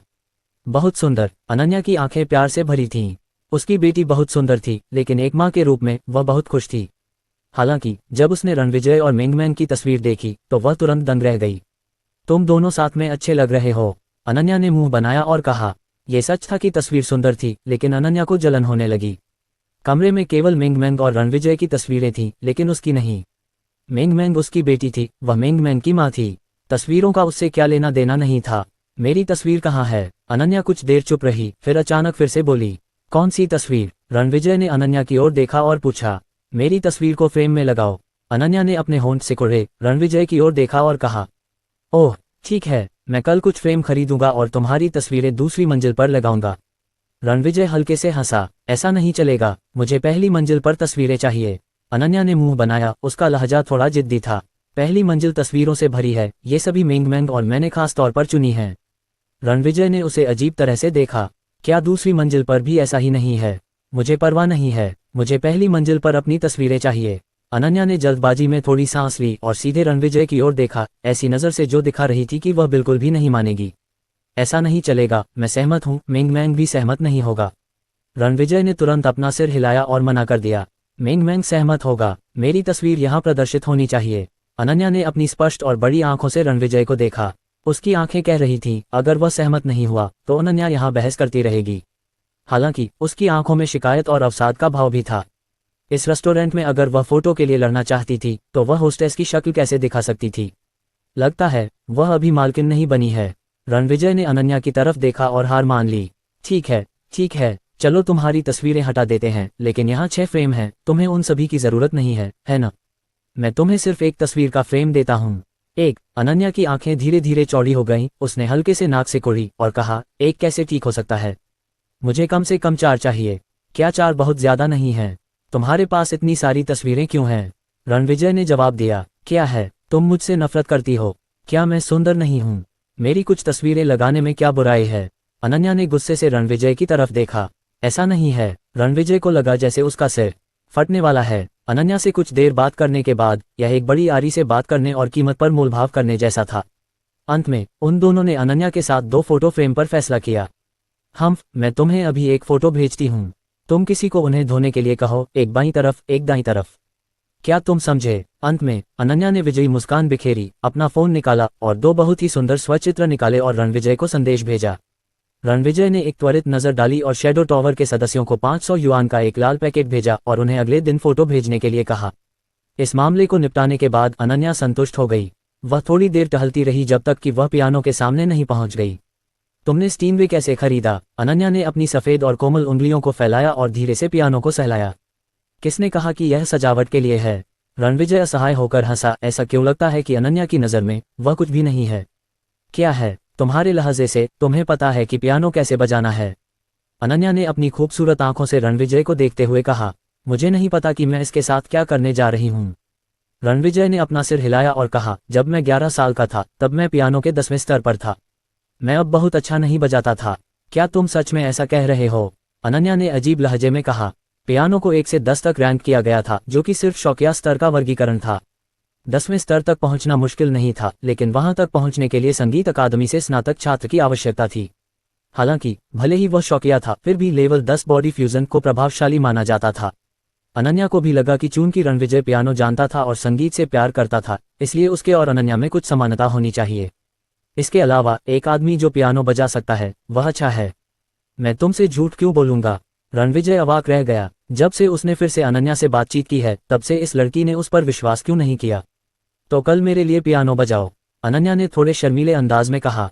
ठीक है, रणविजय ने तुरंत सहमति जताई। उसे लगा कि समय सही था और इसलिए उसने एक बार फिर ऑब्सीडियन क्रिस्टल को देखा। जब अनन्या ने उसकी निगाह देखी तो उसे तुरंत लगा कि उसका शरीर कुछ अकड़ रहा है। अपनी पतली कमर को मोड़ते हुए उसने डांटा, क्या देख रहे हो? हालांकि उसकी बातें सच थीं, फिर भी अनन्या को खुद पर थोड़ा गर्व था। उसने इस तरह के कपड़े पहने थे वास्तव में रणविजय सुआ भाई की तरह दिखने के लिए नहीं। खांसी खांसी, रणविजय ने हल्के से खांसते हुए कहा, तुम्हारा हार देखने में बहुत अच्छा है। हम्फ, चुपड़ी बात करने वाला। अनन्या ने नाक सिकुड़ी और वापस सोफे पर चली गई। बैठने के बाद उसने कोला का एक घूंट लिया और रणविजय की ओर आंखें घुमाईं। उसके दृष्टिकोण से रणविजय का स्पष्टीकरण ये कहने के रूप में छिपा हुआ था कि उसका फिगर अच्छा है। ऐसा लग रहा था कि उसकी आंखें अच्छी थीं, लेकिन वह पहले एक बड़े लट्टे जैसा क्यों दिखता था? रणविजय अनन्या के पास बैठ गया। एक पल सोचने के बाद उसने सीधे कहा, क्या तुम मुझे अपना हार दे सकती हो? हार? अनन्या थोड़ा चौंक गई और अवचेतन रूप से पूछा, तुम इसे किस लिए चाहती हो? यह मेरे लिए उपयोगी है, रणविजय ने सच कहा। यह देखकर कि रणविजय मजाक नहीं कर रहा था, अनन्या को आखिरकार समझ में आ गया कि वह वास्तव में हार की सुंदरता के बारे में बात कर रहा था। इस बिंदु पर सोचते हुए अनन्या को नुकसान का एहसास हुआ। रणविजय ने हल्के से आह भरी और एक असहाय स्वर में कहा, यह वास्तव में मेरे लिए उपयोगी है, न कि केवल मेरे लिए, मिंग आपके लिए या किसी और के लिए। ऑब्सीडियन क्रिस्टल के साथ वह न केवल ज़ेड फायरोस को दूसरे चरण के आत्मा खजाने में विकसित कर सकता था, बल्कि वह एक शुद्ध यान को भी बदल सकता था। उसके शरीर में पानी की मात्रा कई गुना बढ़ गई। इस तरह रणविजय गायों और भेड़ों जैसे कुछ वयस्क जानवरों को खरीद सकता था और उन्हें सीधे शुद्ध यान को खिला सकता था। पानी जल्द ही खाया जा सकता है और यह अप्रत्यक्ष रूप से क्षेत्र की मिट्टी और पानी को भी पोषण दे सकता है। इसका उपयोग अभी भी बहुत बड़ा है। तो मुझे बताओ कि इसका क्या उपयोग है? अनन्या का स्वर थोड़ा झिझक रहा था। मिंग के बारे में वह सबसे बड़ी रियायत देगी। आपको केवल ये जानने की जरूरत है कि यह अप्रत्यक्ष रूप से हमारे शरीर को बेहतर बना सकता है, रणविजय ने कहा और उसने अपना सिर थोड़ा हिलाया। नहीं, अनन्या ने उसे एक बार फिर से अस्वीकार कर दिया। ये पर्याप्त क्यों नहीं है? रणविजय को समझ में नहीं आया कि वह हंसे या रोए, क्योंकि उसने अनन्या को देखा। तुमने मुझे अभी तक कोई उपहार नहीं दिया है, मैं तुम्हें पहले उपहार क्यों दूं? और यह हार मेरे दादाजी ने मुझे बचपन में दिया था। अनन्या ने थोड़ा मुंह बनाया, उसके स्वर में उसकी असंतुष्टि झलक रही थी। इतने दिनों की मुलाकात के बाद भी रणविजय ने उसे कभी कोई उपहार नहीं दिया था, न ही उसने कोई ऐसी बात कही थी जिसकी उसे परवाह हो। उपहार? ओह हाँ, जब मिंग और मैं खरीदारी कर रहे थे तो हमने देखा कि कपड़ों का एक टुकड़ा खराब नहीं था, इसलिए हमने इसे आपके लिए खरीदा, रणविजय ने कहा और वह उठकर दूसरी मंजिल पर चला गया। ऐसा लगता है कि मिंग पापा द्वारा उसके लिए खरीदे गए कपड़ों का उपयोग करने वाला था। थोड़ी देर बाद रणविजय अपने हाथ में कपड़ों का थैला लेकर बाहर चला गया। देखो तो, रणविजय ने हंसते हुए उसे आगे बढ़ा दिया। साथ ही उसे थोड़ा दोषी भी महसूस हुआ। उसने सोचा कि मिंग ने उसे कपड़ों का ये सेट खरीदने के लिए मजबूर किया है, लेकिन उसने कभी इस तरह से नहीं सोचा था। क्या तुमने सच में मेरे लिए कोई उपहार तैयार किया है? अनन्या की बड़ी बड़ी आंखें हल्की सी चमक उठीं। थोड़ी खुशी के भाव के साथ उसने कपड़ों का थैला लिया और उसके अंदर से सफेद फर के कपड़े निकालने के बाद उसने रणविजय को प्रशंसा भरी निगाहों से देखा और हल्की मुस्कान के साथ कहा, हम्फ, तुम्हारी नज़र खराब नहीं है, तुम्हारे कपड़े काफी सुंदर हैं, मुझे वे वाकई पसंद हैं, शुक्रिया। रणविजय ने बस सुना और बिना कुछ कहे मुस्कुराते हुए अपना सिर हिलाया। अनन्या ने कपड़े लिए और थोड़ी देर इधर उधर देखती रही। फिर उसने कपड़े नीचे रखे, अपने सेक्सी लाल होठों को दबाया और खुद से बुदबुदाया। आखिर में उसने अपनी पतली बांह उठाई और अपनी गर्दन से हार उतार दिया। अनिच्छुक स्वर में उसने कहा, तो मैं तुम्हें यह हार दूंगी। ठीक है। रणविजय ने पीछे नहीं हटते हुए तुरंत दोनों को जोड़ दिया। काले दिल के आकार के पत्थर को देखते हुए उसने उसे अपनी नाक पर रखा और अवचेतन रूप से अपनी खजाना सूंघने वाली नाक से उसे एक लंबी सूंघी। ऑब्सीडियन क्रिस्टल पत्थर की आभा रणविजय को बहुत परिचित थी। उसने अपनी आंखें मूंद लीं और उसका चेहरा मोह से भर गया। अनन्या चौंक गई जब उसने उसकी अभिव्यक्ति देखी, फिर उसका आकर्षक चेहरा तुरंत लाल हो गया क्योंकि उसने अपनी खूबसूरत आंखों से दूसरी दिशा में देखा। वह क्या कर रहा है? क्या वह मेरी शरीर की गंध सूंघ रहा है? वह इतना बेशर्म क्यों है? अनन्या रणविजय की हरकतों से चौंक गई और एक पल के लिए उसके दिल में थोड़ी उथल पुथल महसूस हुई। अध्याय 86। अनन्या के संपर्क में आने वाले ज्यादातर लोग उच्च वर्ग के लोग थे। उन सभी के व्यवहार में शालीनता थी और उनके चेहरे पर धार्मिकता की झलक थी। भले ही वह ली चेंग जैसा कोई व्यक्ति हो जो अपनी बात से अलग सोचता हो, लेकिन वे आमतौर पर बोलते समय ज्यादा विनम्र भी होते थे। ये रणविजय जैसा नहीं था जो खुलेआम उसके शरीर को नापता था और खुलेआम उसकी वकलाइन की दिशा को देखता था, खुलेआम उसके शरीर पर पहने हुए हार को सूंघता था। इस समय अनन्या को अचानक इंटरनेट पर एक लोकप्रिय वाक्यांश याद आया, यह नकली नहीं है, लेकिन यह एक बड़ी बात है। इसका मतलब यह है कि जिस व्यक्ति को आप चिढ़ा रहे हैं वह शायद सतह पर ऐसा न सोचता हो, लेकिन जो लोग सतह पर धार्मिक हैं वे शायद यह न बता पाएं कि वे क्या सोच रहे हैं। एक आदमी का दिल उसके पेट से अलग होता है। अगर कोई नहीं बोलेगा तो कौन जानता है कि दूसरा क्या सोचेगा। रणविजय और ली चेंग की तरह ही रणविजय ने भी खुलकर अनन्या के शरीर को नापा, लेकिन उसके दिल में कोई अनावश्यक विचार नहीं था। ली चेंग के चेहरे पर सच्चाई की झलक थी और उसका दिल अनन्या के लिए तड़प से भरा हुआ था। क्या तुम सच में पियानो बजा सकते हो? अनन्या की नज़र पियानो की तरफ देखते हुए थोड़ी भटक गई। रणविजय ने हार के हाव भाव को महसूस किया, जिससे अनन्या रणविजय की आंखों में सीधे देखने से डर गई। वह पहले ही देख चुका था वह क्या कहना चाहता था। अनन्या को नहीं पता था, इसलिए उसने बात करने के लिए कोई दूसरा विषय ढूंढने की कोशिश की। हाँ, रणविजय ने हार को वापस अपनी जेब में रख लिया और सिर हिलाकर जवाब दिया, तो मेरे लिए बजाओ। अनन्या की आंखों में थोड़ी उत्सुकता थी। अगर रणविजय सच में पियानो बजाना जानता था तो इसका मतलब था कि उसे संगीत से प्यार था। अनन्या के दिल में उसे ऐसे लोग पसंद थे जो संगीत से उतना ही प्यार करते हों। नहीं, बहुत देर हो चुकी है। रणविजय ने सिर हिलाकर मना कर दिया। तो फिर हम बस थोड़ा सा बजाएंगे। मुझे लगता है कि दूसरी मंजिल के कमरे की साउंड प्रूफिंग बहुत अच्छी है। थोड़ा सा बजाने से उनकी नींद पर कोई असर नहीं पड़ना चाहिए। अनन्या ने कुछ देर सोचा और कहा, नहीं, अगर हम मिंगमैन की नींद में खलल डालेंगे तो क्या होगा? रणविजय ने फिर मना कर दिया। वह मिंगमैन के सोते समय पियानो नहीं बजाएगा। ठीक है, क्या तुम कल मेरे लिए बजा सकती हो? ये देखकर अनन्या ने भी रियायत दी। उसने अपने होंठ फुलाए और नाक से कुड़ी। अनन्या के चेहरे पर यह भाव उसे बर्फ की तरह ठंडी सुंदरता, बेहद प्यारी और कोमल बना रहा था। हालांकि उसके चेहरे के भाव से ये हर बार मिंगमैन के भाव से बहुत मिलता जुलता लग रहा था। अनन्या के हाव भाव को देखकर रणविजय ने बेवजह सोचा कि अगर अनन्या का मुंह सुनहरी मछली जैसा होता और चेहरा फूला हुआ होता तो शायद वह अपनी एक आंख सिकोड़ लेता और वह दृश्य एकदम सही होता। हम इस बारे में कल बात करेंगे। रणविजय को हार मिलने के बाद ऐसा लग रहा था कि वह पुल पार करने के बाद उसे नष्ट करने वाला है। अभी नहीं, उसने आलस से कहा, मैं कल बिस्तर पर ही रहना चाहती हूँ और मिंगमैन को खेलने के लिए बाहर भी लाना चाहती हूँ। पिछली बार ओशन पार्क माउंटेन में मैं खेल खत्म नहीं कर पाई थी, लेकिन मुझे नहीं लगता कि मिंगमैन ने पर्याप्त मजा लिया है। क्या होगा, कल सुबह हम माउंट न्यू मून जाएंगे और मैं तुम्हें वह खास पानी दूंगा जो मैंने तुम्हें पिछली बार दिया था।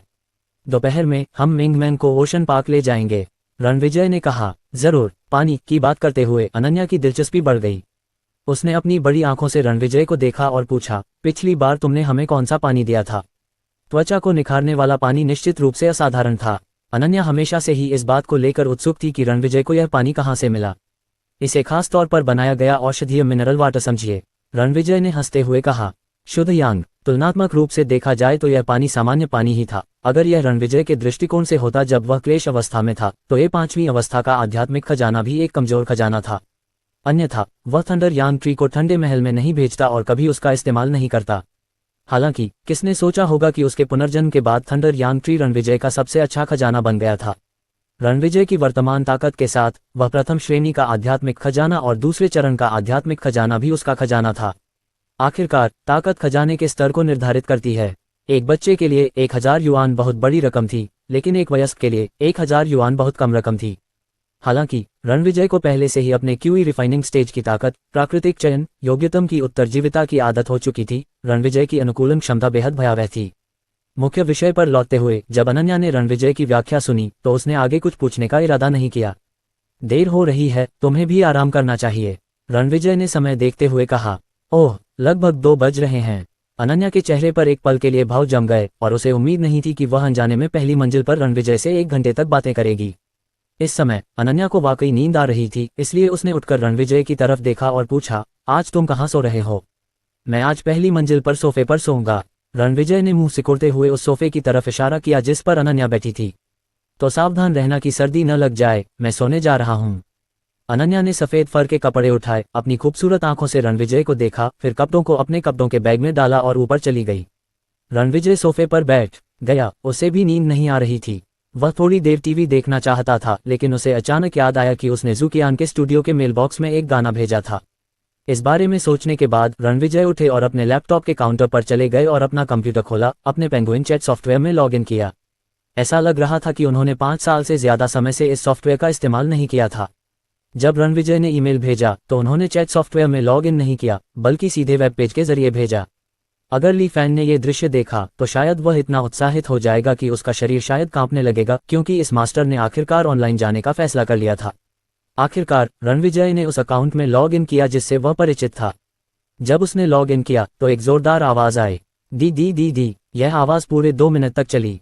शुरू में रणविजय के ज्यादा दोस्त नहीं थे, लगभग 30 से 40 लोग। रणविजय ने अपना माउस टैप किया और पाया कि लगभग सभी ने उससे पहले बात की थी। चूंकि वह उब गया था, इसलिए रणविजय ने पढ़ने के लिए एक एक करके उन पर क्लिक किया। होंग यून ने तुरंत पूछा, रणविजय क्या हुआ? क्या तुम्हें कुछ हुआ है? मैंने सुना है कि तुम्हें मेहरा कबीले से निकाल दिया गया है और बाहर भेज दिया गया है। क्या तुम सच में ऐसा कर रहे हो? फिशिंग नेटवर्क, अरे वाह, ऐसा नहीं हो सकता। युवा मास्टर मेहरा, तुम्हें मेहरा परिवार से निकाल दिया गया था। भाड़ में जाओ भाई, दुखी मत हो। तुम मुझे क्यों नहीं ढूंढते? मैं निश्चित रूप से तुम्हारा यहाँ स्वागत करूंगा। लू तियानपेंग, तुम कहाँ हो? आओ और मेरे पास से कुछ पी लो। मेहरा परिवार तुम्हें बर्दाश्त नहीं कर सकता, इसलिए मैं तुम्हें विकसित होने का मौका दे सकता हूँ। तुम्हारी प्रतिभा के साथ तुम शायद अगले 10 से 8 वर्षों में फिर से खुद को स्थापित कर सकोगे। ये लू तियानपेंग कभी रणविजय का छोटा भाई था, लेकिन रणविजय के साथ जो हुआ उसे देखने के बाद उसकी आवाज में पहले जैसा सम्मान नहीं रहा। डोंग हु, ओह भाई मेहरा, क्या तुम्हें परिवार से निकाल दिया गया था? ये वास्तव में अविश्वसनीय है। भाई मेहरा, अगर आपके पास जाने के लिए कोई जगह नहीं है तो आप मेरी कार की दुकान पर आ सकते हैं। क्या आपको स्पोर्ट्स कारों के बारे में ज्यादा जानकारी नहीं है? आप यहाँ अपनी कार की मरम्मत भी करवा सकते हैं। डोंग हु, माउंट लैंगजिंग की पिछली रेसिंग स्पर्धा के कारण रणविजय एक भयानक स्थिति में फंस गया था। रणविजय को गिरता हुआ देखने के बाद उसने भी अजीब लहजे में बात की, बस इतना ही कि इस जन्म में वह माउंट लैंगजिंग में गिर गया था और उसकी चोटें शायद बहुत गंभीर थीं। ये वास्तविकता थी। एक कहावत थी कि गरीब और व्यस्त शहर के बारे में कोई नहीं पूछता। अमीर लोगों के दूर के रिश्तेदार पहाड़ों में होते हैं और जब कोई व्यक्ति गिरता है तो उसके साथ रहने वाले तथाकथित दोस्त बहुत कम हो जाते हैं। हालांकि उस समय रणविजय का स्वभाव खराब था और उसे परेशानी खड़ी करना पसंद था। उसके कुछ बुरे दोस्त थे जो उसकी परवाह करते थे। यहाँ तक कि 2 दोस्त भी थे जो अक्सर उसके गिरने पर उससे मिलने आते थे और पैसे मांगते थे या रास्ता बनाते थे, लेकिन रणविजय ने उन सभी को अस्वीकार कर दिया था।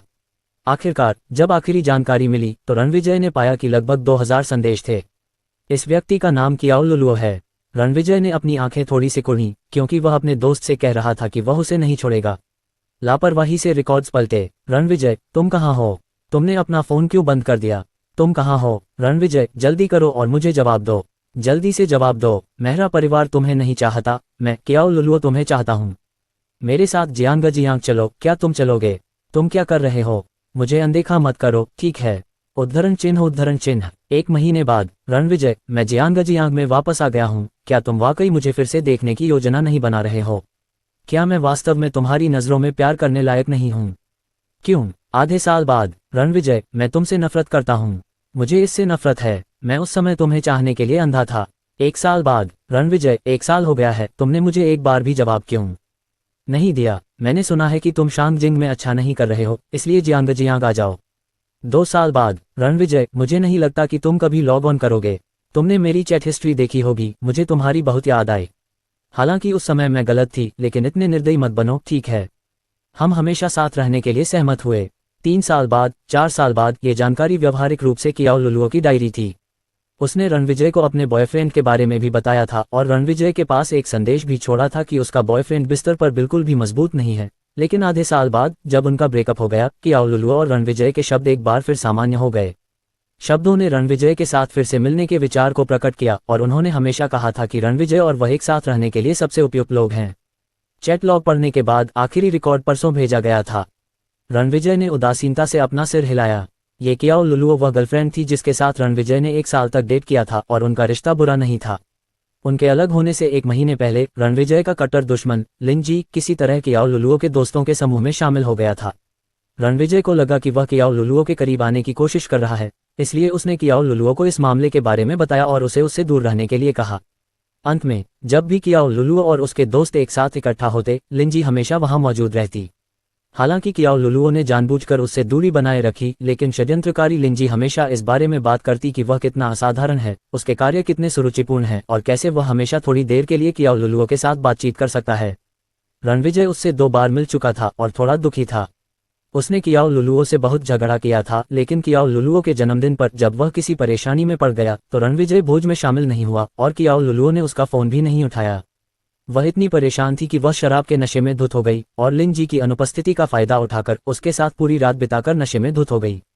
अगले दिन लिन जी ने रणविजय को कई तस्वीरें भेजी। मॉडल: ज्यादा कुछ नहीं, रणविजय तुम्हारी गर्लफ्रेंड का स्वाद बुरा नहीं है, ये हरी टोपी तुम्हारे लिए है। अध्याय 87। रणविजय इतना क्रोधित था कि उसने कियाओ लुलुओ से नाता तोड़ लिया। उस रात वह अपने भाइयों को लिन जी को खोजने के लिए ले आया। उसने लिन जी के मुस्कुराते चेहरे पर जोरदार तमाचा मारा और लिन जी की एक भुजा भी तोड़ दी। उस समय रणविजय के पिता मेहरा यू दमन कर रहे थे, लेकिन अच्छी खबर लंबे समय तक नहीं रही। 1 महीने से भी कम समय में रणविजय के माता पिता गायब हो गए और उनके दूसरे चाचा मेहरानान सिंहासन पर चढ़ गए। कुछ ही समय बाद लिन जी के नेतृत्व में कई लोगों ने हमला करना शुरू कर दिया, जिससे रणविजय को कबीले से बाहर होना पड़ा। अगर डोंगहू द्वारा उसे धोखा नहीं दिया जाता और वह गंभीर रूप से घायल होने के बाद शांग जिंग को नहीं छोड़ता और अगर वह बाद में एक चट्टान से नहीं कूदता तो रणविजय गलती से खेती की दुनिया में प्रवेश नहीं करता, नहीं वह एक प्रसिद्ध हान्यांग अमर बन पाता। कियाओ लुलुओ द्वारा भेजे गए संदेश को पढ़ने के बाद रणविजय मंद मंद मुस्कुराया। अभी इन लोगों का रणविजय से कोई लेना देना नहीं था, भले ही वे उसके बारे में बात करें, रणविजय के दिल में कोई बदलाव नहीं होगा। ये सिर्फ इतना है कि इस कियाओ लुलुओ में वास्तव में कुछ दृढ़ता थी। उसने केवल 5 साल से अधिक समय तक संदेश भेजा और यहाँ तक कि उसके प्रेमी के साथ सो भी गया और उसके अलावा कोई नहीं बचा। ये समाचार देखने के बाद उसे ऐसा लगा जैसे उसने फिल्म देखी हो।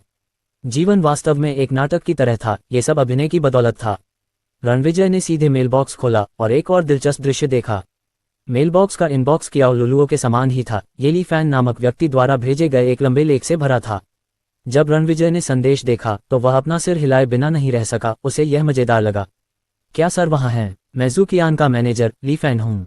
नमस्ते मिस्टर हान यांग, क्या मैं पूछ सकता हूँ कि क्या आप शामिल हैं? आपका पेंगुइन सॉफ्टवेयर दोस्तों को जोड़ने से मना करने के लिए सेट किया गया है, इसलिए मैं आपको नहीं जोड़ सकता। सर, जब आपके पास समय हो तो कृपया मुझे मेरा नंबर दें 6636XXXX या मुझे कॉल करें। सर, क्या आपने मेरा ईमेल देखा? सर, कृपया मुझे जवाब दें। मैं आपसे अभिनेता के गाने के बारे में बात करना चाहूँगा। हे भगवान सर, 2 दिन हो गए, आप अभी तक यहाँ क्यों नहीं आए?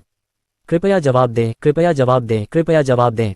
भगवान, आप कब ऑनलाइन आने वाले हैं? जल्दी करो और मुझे जवाब दो।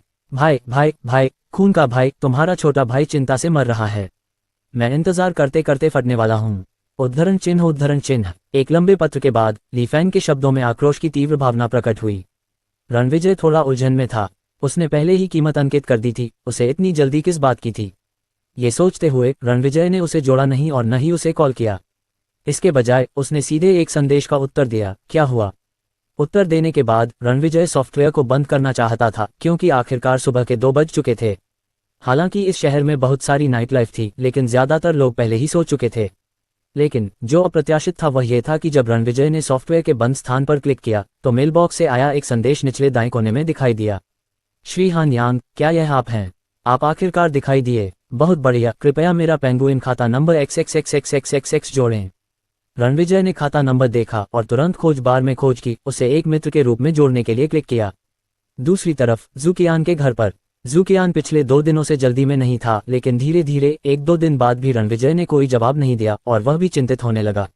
एक अच्छा गाना मिलना मुश्किल था, सबसे बेहतरीन गानों में से एक, जैसे कि यह गाना। यह उसके विचारों के साथ पूरी तरह से फिट बैठता था।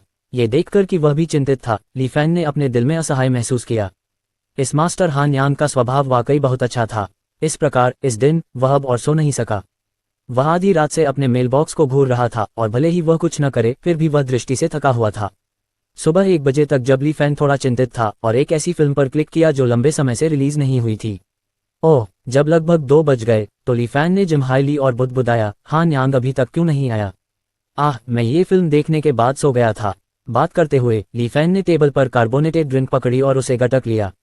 अचानक स्क्रीन के निचले दाएं कोने से एक संदेश भेजा गया।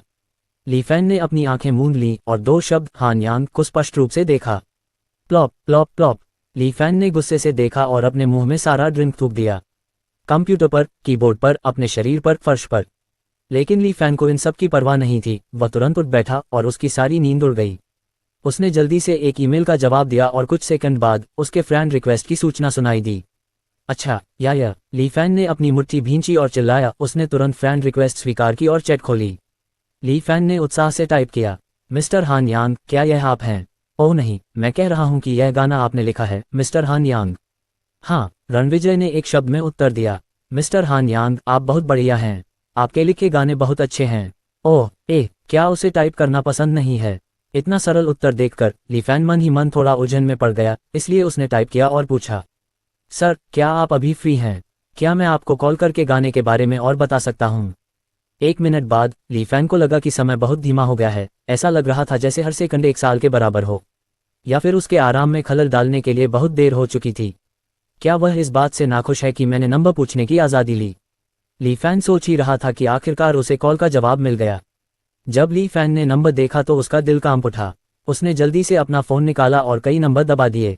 जब वह कॉल करने वाला था तो ली फैन ने अपनी आंखें बंद कर लीं, गहरी सांस ली और सांस छोड़ी। डाइनिंग हॉल की पहली मंजिल पर रणविजय ने फ्रिज से बियर की कैन निकाली, उसे खोला और अपने कंप्यूटर पर वापस लौटने से पहले 2 घूंट पी लिए। मैसेज देखने के बाद उसने अपना फ़ोन नंबर भेज दिया। बहुत जल्दी उसका फ़ोन बज उठा और रणविजय ने फ़ोन उठाया। हेलो, क्या मैं पूछ सकता हूँ कि क्या आप मिस्टर हान यांग हैं? ली फैन ने बहुत सावधानी से पूछा। मैं हूँ। बहुत बढ़िया, मैं आखिरकार आपसे संपर्क कर पाया। हान यांग आपका छद्म नाम है। क्या मैं मिस्टर का नाम जान सकता हूँ? ली फैन ने उत्साह से कहा। रणविजय, आपसे मिलकर अच्छा लगा। मी झांग, हमने आपका गाना देखा है। बहुत बढ़िया, हमने इसे खरीदने का फैसला किया है, लेकिन कीमत के बारे में? ली फैन की आवाज़ थोड़ी झिझक भरी लग रही थी। सिर्फ पैसे? ली फैन के बोलने का इंतजार किए बिना रणविजय ने उसे बीच में ही टोक दिया और कहा, नहीं, मेरा मतलब यह नहीं था। मैं ये कह रहा हूँ कि आपने जो लिखा है वह पूर्ण कॉपीराइट हस्तांतरण था और इस तरह का लेन देन आपके लिए उपयुक्त नहीं है। इस बारे में क्या ख्याल है? मुझे नहीं पता कि मी मेहरा किस शहर से हैं। क्या हम वहाँ जा सकते हैं? क्यों ना हम एक साक्षात्कार करें? ज़ुकियान भी आपसे मिलना चाहता है। वह गाने पर शोध करना चाहता है और गाने की सही स्थिति को प्रस्तुत करने का प्रयास करना चाहता है। क्या हमारे लिए फिर से मिलना सुविधाजनक होगा, सर? ली फैन ने अपने विचारों को व्यवस्थित किया और कहा, यह भी ठीक है। रणविजय ने कुछ देर सोचा, फिर जवाब दिया, मैं जियांग में हूँ। अगर आप आना चाहते हैं तो आ जाए। जियांग? हे भगवान, ली फैन ने अचानक कहा। बहुत बढ़िया, हम भी जियांग में हैं। क्या मैं पूछ सकता हूँ कि सर कहाँ हैं? न्यू मून बे। हे भगवान, सर, हम अभी न्यू मून बे में हैं। इसका मतलब है कि हम एक दूसरे से मिलने के लिए किस्मत में हैं। ली फैन ने सुखद आश्चर्य में कहा, तो मिस्टर, कल आपसे मिलना कैसा रहेगा? समय नहीं है। ली फैन ने कुछ देर तक खाली आंखों से देखा, फिर अवचेतन रूप से कहा, हम सर का ज्यादा समय नहीं लेंगे। 2 घंटे काफी हैं। कल समय नहीं है, हम परसों इस बारे में बात करेंगे। रणविजय ने जवाब दिया, अगर परसों भी हो तो कोई बात नहीं, लेकिन फिर हम कब मिलने जाएंगे? ली फैन ने पूछा, सुबह या दोपहर? ओह, ठीक है, फिर परसों चलते हैं, जब समय आएगा। जब ली फैन बोल रहा था तो उसे अचानक अपने फ़ोन से बीप की आवाज़ सुनाई दी। हालांकि उसने फ़ोन रख दिया था, लेकिन ली फैन अभी भी बेहद उत्साहित था। वह हॉल में इधर उधर घूमता रहा और अंत में खिड़की के पास खड़ा होकर सिगरेट पीता रहा। उस रात उसके लिए सोना असंभव था। जब लोग उत्साहित होते हैं और सोना चाहते हैं तो ये बहुत मुश्किल होता है। अगले दिन सुबह 6:20 बजे मेंगमैंग ने सो रही अनन्या को जगाया। रात के इस आधे हिस्से में अनन्या आराम से सो नहीं पा रही थी।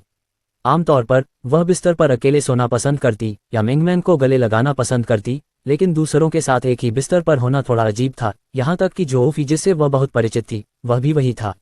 उठकर नहा धोकर अनन्या मेंगमैंग को दूसरी मंजिल पर बने लिविंग रूम में ले गई। काजल और जोफी भी अपने अपने कमरे में जाकर तैयार हो गए। रणविजय ने नीचे की ओर शोरगुल सुना, उठकर दूसरी मंजिल पर गया। तभी उसने देखा कि अनन्या मेंगमैंग के बालों में कंघी कर रही है और उसके बालों की लट बनाने की तैयारी कर रही है। मैं जल्दी उठ गया। कल रात तुम्हें कैसी नींद आई? रणविजय मिंगमैन के पास जाकर बैठ गया और एक पल के लिए उसे देखने के बाद सहजता से पूछा, ठीक है, बस समय थोड़ा कम है। अनन्या ने जवाब दिया, पापा, मैंने ही माँ को जगाया था। मिंगमैन ने अपनी बड़ी बड़ी आंखें झपकाते हुए कहा। मिंगमैन इतनी जल्दी उठ गई? तुम माँ को भी जगा सकती हो, तुम वाकई कमाल की हो। रणविजय ने हल्की मुस्कान के साथ कहा। क्लक क्लक क्लक, माँ अभी भी देर से सोना चाहती है। हम सूरज तुम्हारी गांड पर चमकेगा। मिंगमैन ने अपनी छोटी बाँह हिलाई। ठीक है ठीक है ठीक है, तुम सबसे अच्छी हो, ठीक है। अनन्या मुस्कुराई और मिंगमैन की ओर आंखें घुमाई। जब वह अपने बालों को ठीक कर रही थी तो उसने अचानक अपना भाव बदल दिया। बिना अपना सिर घुमाए उसने कहा, ओह हाँ, मिंगमैन का हेयर स्टाइल भी कल बहुत सुंदर था। क्या तुमने इसे बांधा था? उसने अवचेतन रूप से महसूस किया कि रणविजय जैसे हटे कट्टे आदमी के लिए इतना बढ़िया और सुंदर हेयर स्टाइल रखना असंभव था। जैसे ही रणविजय जवाब देने वाला था, छोटी राजकुमारी मिंगमैन ने जवाब देने की पहल की। हंफ, ये वह छोटी बहन है जिसने मेरे लिए प्यारा मिकी माउस कंघी किया है। ओह बहन, ये कौन है? अनन्या का हाथ थोड़ा रुका, उसकी अभिव्यक्ति सामान्य थी और उसने बिना किसी भावना के पूछा, ये सही है, वह हमेशा यहाँ रहती है, हमेशा पापा को खोजती रहती है और वह 2 बार माउंट न्यू मून भी गई थी। हाँ, उनमें से एक ने पापा से ये भी कहा था कि वह आपसे बहुत प्यार करती है। मिंगमैन ने गंभीरता से सोचते हुए उत्तर दिया। अध्याय 88। जब मैंने इसके बारे में सुना तो मैं दुखी हो गई। हम सिर्फ माँ ही पापा से प्यार कर पाएगी, दूसरे लोग नहीं कर पाएंगे, मिंगमैन ने कहा। ये सुनकर अनन्या ने कुछ पलों के लिए रणविजय को देखा और खतरे की भावना के साथ एक हल्की मुस्कान प्रकट की और कहा, लगता है कि हमारे बॉस मेहरा की भूख बहुत अच्छी है। वह जियांग में कुछ ही दिनों से है और वहाँ पहले से ही कोई है जो उससे प्यार करता है। हालांकि उसने ये कहा, जियांग के दिल में वह ठंडी सांस लेने से खुद को रोक नहीं पाए। वह जियांग में कितने दिनों से है? क्या यहाँ कोई छोटी बड़ी बहन है? उद्धरण, अगर मिंगमैन यहाँ नहीं है तो कौन जानता है कि क्या हो सकता है। उद्धरण, प्लेबॉय तो प्लेबॉय है, हम कुत्ते बकवास खाना नहीं छोड़ सकते, कमीने। बहुत ही बेवजह अनन्या के दिल में थोड़ी नाराजगी थी, लेकिन साथ ही वह थोड़ी दुखी भी थी। उसने रिश्ते के दूसरे आधे हिस्से को खोजने के बारे में भी नहीं सोचा था और उसने रणविजय के साथ रिश्ता बनाने के बारे में भी सोचा था। लेकिन कौन जानता था कि इस कमीने का काम पर जाने के कुछ दिनों के भीतर ही दूसरों के साथ इतना अच्छा रिश्ता हो जाएगा। वह बस बहुत बड़ा कमीना था। मिंगमैन रेस्तरां के एक सदस्य के बारे में बात कर रही थी। वह हर दिन खाने के लिए आती थी और कभी कभी जब वह मुझसे परिचित होती थी तो मजाक भी करती थी। रणविजय ने हंसते हुए जवाब दिया। ओह, जियान के हाव भाव में कोई बदलाव नहीं आया और उसने उदासीनता से कहा, उसने पहले ही सदस्यता खरीद ली है और आप दोनों को एक दूसरे को कुछ ही दिनों से जानते हैं और उसने ऐसा मजाक किया। ऐसा लगता है कि यंग मास्टर मेहरा का आकर्षण तब से कम नहीं हुआ है। उसका लहजा हमेशा की तरह ही था, लेकिन उसके शब्दों में सिरका की गंध क्यों थी? रणविजय ने सिर हिलाते हुए मुस्कुराया, मैं नाश्ता बनाने के लिए नीचे जा रहा हूँ। इतना कहकर रणविजय उठकर नीचे चला गया। हंफ, अनन्या ने रणविजय की पीठ को देखा और अपनी असंतुष्टि व्यक्त करते हुए नाक से कुड़ी। मिंगमैन ने इसे ऐसे समझा जैसे ये कोई बड़ी बात नहीं थी। जियान का ध्यान मिंगमैन के बालों पर वापस गया। जैसे ही उसने अपनी चोटी बांधी, उसने पूछा, क्या वह छोटी बहन सुंदर है? सुंदर? ओह, अनन्या ने अपने होठों को थोड़ा सा मोड़ा और अवचेतन रूप से पूछा, उसकी तुलना माँ से कैसे की जाए? हम बेशक माँ सुंदर है, माँ सबसे सुंदर होगी। मिंगमैन ने हाथ हिलाकर सच्चाई बताई। अनन्या ने अपना मुंह खोला। जैसे ही वह कुछ कहने वाली थी, जो फेई और काजल एक साथ दरवाजे से बाहर निकल आए। अयो, मैंने इतनी सुबह सुबह किसी को माँ की खूबसूरती की तारीफ करते क्यों सुना? जो फेई मुस्कुराया और मिंगमैन की तरफ देखा। ज्यादा बात मत करो। अनन्या ने जो फेई की तरफ आंखें घुमाई और मिंगमैन के बालों को चमड़े की म्यान से बांध दिया। एक खूबसूरत पोनीटेल बन गई। बड़ी बहन यान, क्या आज कोई गतिविधि है? क्या तुम खेलने के लिए बाहर जाना चाहती हो या सीधे यूनियन गार्डन वापस जाना चाहती हो? जो फेई अनन्या के पास बैठ गया और बोला। इस समय काजल उत्सुकता से किनारे पर बैठ गई। उसे अभी तक पता नहीं चला था कि उसका भाई और अनन्या किस तरह की स्थिति में थे। कल उसके साथ हुई बातचीत से उसे लगा कि अनन्या अपने भाई के प्रति काफी विनम्र थी, लेकिन ऐसा लग रहा था कि पति पत्नी ऐसा नहीं करेंगे। इसके अलावा दोनों की हरकतें एक दोस्त की तरह थीं। आमतौर पर एक बार जब 2 लोगों का बच्चा हो जाता है तो वे बिस्तर पर बहुत समय बिताते हैं। गर्भावस्था इतनी आसान बात नहीं है। न केवल उन्हें गर्भावस्था से पहले की जांच करानी होती है, बल्कि उन्हें सही समय पर बिस्तर पर रोमांस भी करना होता है। इस तरह की स्थिति में अनन्या ने अपने भाई के साथ फिर से ऐसा व्यवहार किया। क्या ये हो सकता है? मेरे भाई ने धोखा दिया। काजल की धड़कनें तेज हो गईं। उसे लगा कि उसने मामले का सही मतलब समझ लिया है। अगर रणविजय को पता होता कि उसकी बहन क्या सोच रही है तो उसे निश्चित रूप से समझ नहीं आता कि उसे हंसना चाहिए या रोना चाहिए। वह और जियान वास्तव में एक दुर्घटना थी। एक गोली, कुछ ऐसा था जिसकी उन्हें उम्मीद नहीं थी। इस समय जूफी के सवाल का सामना करते हुए अनन्या ने कुछ पल के लिए खुद से कहा, आज सुबह मेंग मैंग और मैं उसके साथ माउंट न्यू मून जाएंगे। दोपहर में मेंग मैंग, हम दोपहर में सी पार्क क्यों न जाएं? बोलते समय जियान के मुंह के कोने में मुस्कान उभर आई और उसकी आंखें मेंग मैंग की खुश अभिव्यक्ति की प्रतीक्षा कर रही थीं। ये सुनकर मेंग मैंग पहले तो चौंक गई, फिर उसकी आंखें चमक उठी और उसने कहा, सच में? हम सी पार्क जा रहे हैं? वाह, ये बहुत अच्छा है। चलो खेलने के लिए ओशन पार्क चलते हैं, चलो खेलने के लिए ओशन पार्क चलते हैं। छोटी राजकुमारी इतनी खुश थी कि वह खुशी में नाच रही थी। उसकी प्यारी उपस्थिति ने जियान, जूफी और काजल को बेकाबू होकर हंसने पर मजबूर कर दिया। बच्चों के लिए खुश रहना इतना ही सरल था। अपने परिवार के साथ खेलने के लिए बाहर जाना उन्हें बहुत खुश करता था। हालांकि जब बच्चा बड़ा होता था तो उसका ध्यान हमेशा अपने दोस्तों पर रहता था। उसे अपने दोस्तों के साथ बाहर जाना पसंद था, इसलिए वह स्वतंत्र और बेलगाम था। धीरे धीरे अपने माता पिता के साथ कम समय बिताता था। हालांकि जब उसने वास्तव में अपनी आंखें खोलीं तो उसे एहसास हुआ कि उसके माता पिता हमेशा उसके साथ ईमानदारी से पेश आने वाले पहले व्यक्ति थे। लेकिन रणविजय के साथ ऐसा नहीं होगा। आखिरकार रणविजय कोई साधारण व्यक्ति नहीं था। ऐसी बहुत सी जगहें थीं जहां वह मेंग मैंग को खेलने के लिए ले जा सकता था। एक दुनिया की खोज बेहद रोमांचक होगी, जैसे कि एक ऐसी दुनिया जहां कोई 1 साल और 10,000 दुनियाओं के लिए खेल सकता है। फिर एक छोटा लक्ष्य निर्धारित करें और उसके साथ 10,000 साल तक खेलें। मुख्य विषय पर वापस आते हैं। लगभग 7 बज रहे थे। ग्राहक हमेशा की तरह सभी दिशाओं से रेस्तरां में इकट्ठा हो रहे थे। सदस्य भीड़ की ईर्ष्या भरी निगाहों के नीचे सदस्यों की मेज पर चलते रहे। गुड मॉर्निंग बॉस, मेंग मैंग कहाँ है? लियांग मेंग और अन्य दो ने प्रवेश करते ही अभिवादन किया। ऊपर रणविजय ने अंडा फ्राइड राइस पकाने की तैयारी करते हुए उत्तर दिया। ओह, लियांग मेंग ने हंसते हुए उत्तर दिया। रात भर करवटें बदलने के बाद लियांग मेंग को भी यह एहसास हुआ कि यह गलत नहीं था कि वह रणविजय को पसंद करती थी, लेकिन अगर रणविजय का कोई परिवार होता तो वह निश्चित रूप से हस्तक्षेप नहीं करती और कोई कदम नहीं उठाती। भले ही वह उसे पसंद करती हो, फिर भी उसके कार्यों के पीछे सिद्धांत थे। और अगर वह वास्तव में मालकिन बन गई तो उसकी स्थिति के आधार पर उसके पिता का परिवार दसियों हजार वर्षों तक जाना जाएगा। उनका लियांग कबीला एक बहुत बड़ा परिवार था, जिसमें बड़ी आबादी और बड़ी संख्या में पत्ते थे। उसका परिवार कई गुटों में बंटा हुआ था और कुछ ऐसे भी थे जो एक दूसरे के प्रति शत्रुतापूर्ण थे। बाहरी सदस्य की मेज पर बैठने के कुछ मिनट बाद झाओ फैंग अंदर आया। ये देखकर कि रणविजय व्यस्त था, उसने उसका अभिवादन नहीं किया और सीधे उसके सामने बैठ गया। तुम परेशान करने वाले लग रहे हो। लियांग मेंग ने अपनी आंखें घुमाईं। खांसी खांसी। झाओ फैंग के मुंह का कोना कुछ बार फड़क उठा।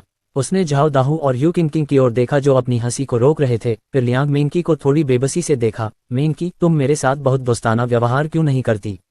ऐसा लगता है कि मैंने यहाँ कुछ भी अपमानजनक नहीं किया है। कुछ दिनों तक इसे दबाए रखने के बाद झाओ फैंग ने आखिरकार वह सवाल पूछा जो उसके दिल में था। वह बहुत उत्सुक था कि लियांग मेंग हमेशा उसे शत्रुतापूर्ण नजरों से क्यों देखती थी। कोई कारण नहीं, हम्फ।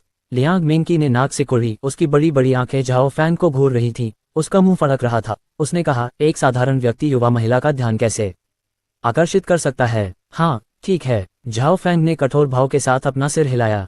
उसके भाव देखकर लियांग मेंग खुद को रोक नहीं पाए और जोर से हंस पड़ी। इन कुछ दिनों के संपर्क के बाद बेशक वह झाओ फैंग को बहुत नापसंद नहीं करती थी, लेकिन उसने कहा था कि उसे झाओ फैंग को थोड़ा चिढ़ाना पसंद है।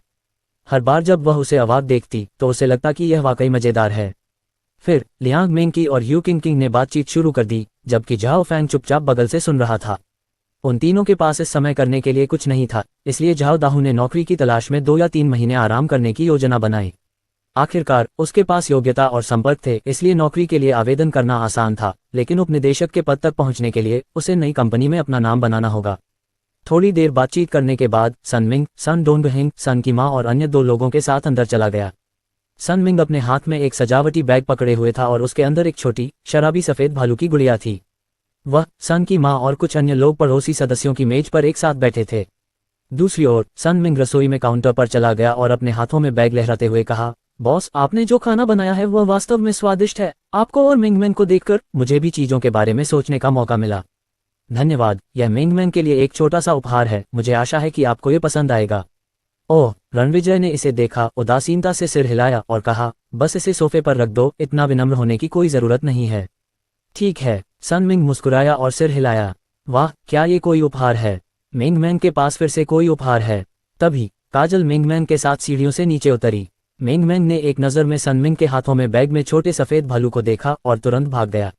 अरे अरे अरे, धीरे चलो, नीचे मत गिरो, काजल ने पीछे से जल्दी से कहा, क्योंकि वह मिंगमैन की सावधानी से रक्षा करने के लिए कुछ कदम आगे चला गया। उसके पीछे जोऊफी ने जम्हाई ली और नीचे चला गया। ये स्पष्ट था कि यह लड़की अभी तक नहीं जागी थी। अनन्या सबसे आखिर में गई। जब वह सुबह उठी तो उसने केवल थोड़ा सा ही कपड़े पहने थे, लेकिन भले ही उसने साधारण कपड़े पहने हों, लेकिन उसका साधारण रूप पहले से ही बाकी सब चीज़ों को कुचल चुका था। एक शुद्ध प्राकृतिक सुंदरता थी जियान। लेकिन जैसे ही अनन्या बाहर आए, उसने देखा कि घर लगभग लोगों से भरा हुआ था, और फिर उसने देखा कि घर के बाहर 20 से ज्यादा लोग लाइन में खड़े थे, इंतजार कर रहे थे। उसकी आंखें धीरे धीरे चौड़ी हो गईं। अगर बहुत सारे लोग होते तो अनन्या पहली मंजिल पर खाना नहीं खा पाती, इसलिए उसने अपना फोन निकाला और सोफे पर झुककर उससे खेलने लगी। नीचे मेंग मेंग दौड़ी और उछलती हुई तब तक सन मिंग के सामने पहुंची। उसे देखकर थोड़ी शर्मिंदगी महसूस हुई। उफ, यह मेरे लिए एक उपहार है। हाँ, सन मिंग ने दयालुता से मुस्कुराते हुए कहा, यह मेंग मेंग के लिए एक छोटा सा उपहार है। जैसे ही उसने बात की, सन मिंग ने उसके हाथ में बैग थमा दिया। मेंग मेंग ने सफेद भालू को पकड़ने के लिए हाथ बढ़ाया और अपनी दोनों छोटी भुजाओं से उसे कसकर गले लगा लिया। उसने खुशी से सन मिंग को देखा और कहा, हाँ, शुक्रिया बड़े चाचा, कितना सुंदर छोटा भालू है, मेंग मेंग को ये पसंद है। अध्याय 89। मेंग मेंग ने छोटे भालू को गले लगाया, खुशी से उछल कूद कर रही थी। उसकी प्यारी सी शक्ल ने डाइनिंग रूम में बैठे लोगों का ध्यान खींचा। सन की माँ सन डोंगहेंग ने अपना सिर हिलाया और हंसी। लियांग मेंगकी और बाकी लोग भी धीरे से हंसे। बस इतना हुआ कि लियांग मेंगकी ने काजल को देखा और उसकी निगाहें संदेह से भर गईं। उन दोनों में से एक मेंग मेंग की माँ है, वह भी उतनी अच्छी नहीं दिखती। लियांग मेंगकी के दिल में मिली जुली भावनाएं थीं। उसने सोचा था कि मेंग मेंग की माँ बेहद खूबसूरत होगी, लेकिन अब ऐसा लगता है कि वह भी उसके जैसी ही है। हालांकि वे दोनों खूबसूरत लड़कियां थीं, फिर भी उनके दिलों में एक अनिवार्य गिरावट थी, और साथ ही वे बहुत अधिक आराम महसूस कर रही थीं। अगर उसने देखा कि मेंग मेंग की माँ वास्तव में उससे बहुत सुंदर है, तो लियांग मेंगकी शायद ईर्ष्या करेगी और फिर से उम्मीद खो देगी। ये देखकर कि मेंग मेंग को वास्तव में उपहार पसंद हैं, सुनमिंग भी काफी खुश होकर मुस्कुराया और कहा, यह अच्छा है कि आपको ये पसंद है, अगली बार अंकल मेंग मेंग के लिए कोई उपहार लाएंगे। मम्मा, ठीक है, शुक्रिया अंकल, मेंग मेंग ने खुशी से जवाब दिया। लिटिल प्रिंसेस के दिल में ऐसा लग रहा था कि जब से उसने पापा से बातचीत की है, तब से उसे उपहार भेजने वाले लोगों की संख्या बढ़ती जा रही है। मेंग मेंग अपनी बाहों में सफेद भालू को लेकर सोफे पर चढ़ गई और अपने हाथों में सफेद भालू की गुड़िया के साथ खुशी से खेलने लगी। यहाँ तक कि जब काजल और जो फेई, जो उसके बगल में थे, उसे देखना चाहते थे, तो मेंग मेंग ने उन्हें ऐसा करने से मना कर दिया। लियांग मेंग की मेज पर बैठी थी, उसकी आंखें दूसरी तरफ देख रही थीं। एक पल के लिए हिचकिचाने के बाद वह आखिरकार अपने दिल में जिज्ञासा को रोक नहीं पाए, उठकर चली गई। वह सोफे के पीछे खड़ी हो गई और अपनी मनस्थिति को बनाए रखते हुए अपनी अभिव्यक्ति को समायोजित किया। उसने मेंग मेंग को देखा और मुस्कुराई, गुड मॉर्निंग मेंग मेंग। गुड मॉर्निंग छोटी बहन। मेंग मेंग ने लियांग मेंगकी की ओर देखा, एक छोटी सी बांह को आगे बढ़ाया और उसे नीचे की ओर हिलाया। लियांग मेंगकी के शब्दों ने काजल और जोऊफी दोनों का ध्यान आकर्षित किया। लियांग मेंगकी ने उनका अभिवादन करने के बाद उन दोनों की ओर देखा, उन्हें कुछ बार स्कैन किया और हंसते हुए पूछा, मुझे आश्चर्य है कि मेंग मेंग की माँ कौन है। ये कहने के बाद उन दोनों ने अपना सिर हिलाया। काजल ने लियांग मेंगकी को कुछ बार देखा, फिर मुस्कुराई और कहा, मैं रणविजय की छोटी बहन हूँ, मेरा नाम काजल है। मैं मेंग मेंग की चाची हूँ। जोऊफी ने एक सरल परिचय दिया। इस समय लियांग मेंगकी की नज़र थोड़ी जम गई और उसने अवचेतन रूप से कहा, ओह नमस्ते, मेरा नाम लियांग मेंगकी है, मैं रेस्तरां की पहली सदस्य हूँ। लियांग मेंगकी ने कहा और फिर चारों ओर देखा, कल मैंने मेंग मेंग से सुना कि उसकी माँ आ रही है, वह यहाँ क्यों नहीं है। मैं हमेशा से इस बात को लेकर उत्सुक रही हूँ कि किस तरह की सुंदरता मेंग मेंग जैसी प्यारी और सुंदर छोटी राजकुमारी को जन्म दे सकती है। लियांग मेंगकी की आंखों में लड़ने की भावना चमक उठी, मानो वह मेंग मेंग की माँ से प्रतिस्पर्धा करना चाहती हो कि कौन अधिक सुंदर है। तभी मेंग मेंग को याद आया कि अनन्या उसके पास नहीं थी और वह अपनी बचकानी आवाज में बोली, मैं माँ ऊपर थी, मैं नीचे क्यों नहीं आई। छोटी बड़ी बहन तुम रुको, मैं जाकर नीचे आने के लिए कहूंगी। मेंग मेंग के बोलने के बाद वह छोटे सफेद भालू को उठाकर दूसरी मंजिल पर भाग गई। जो फेई ने एक पल सोचा, फिर उसके पीछे चली गई। जब वह दूसरी मंजिल पर पहुंची तो उसने देखा कि मेंग मेंग अनन्या के गले में चुलबुली हरकतें कर रही थी। बड़ी बहन यान, वहां नीचे बहुत सारे लोग हैं।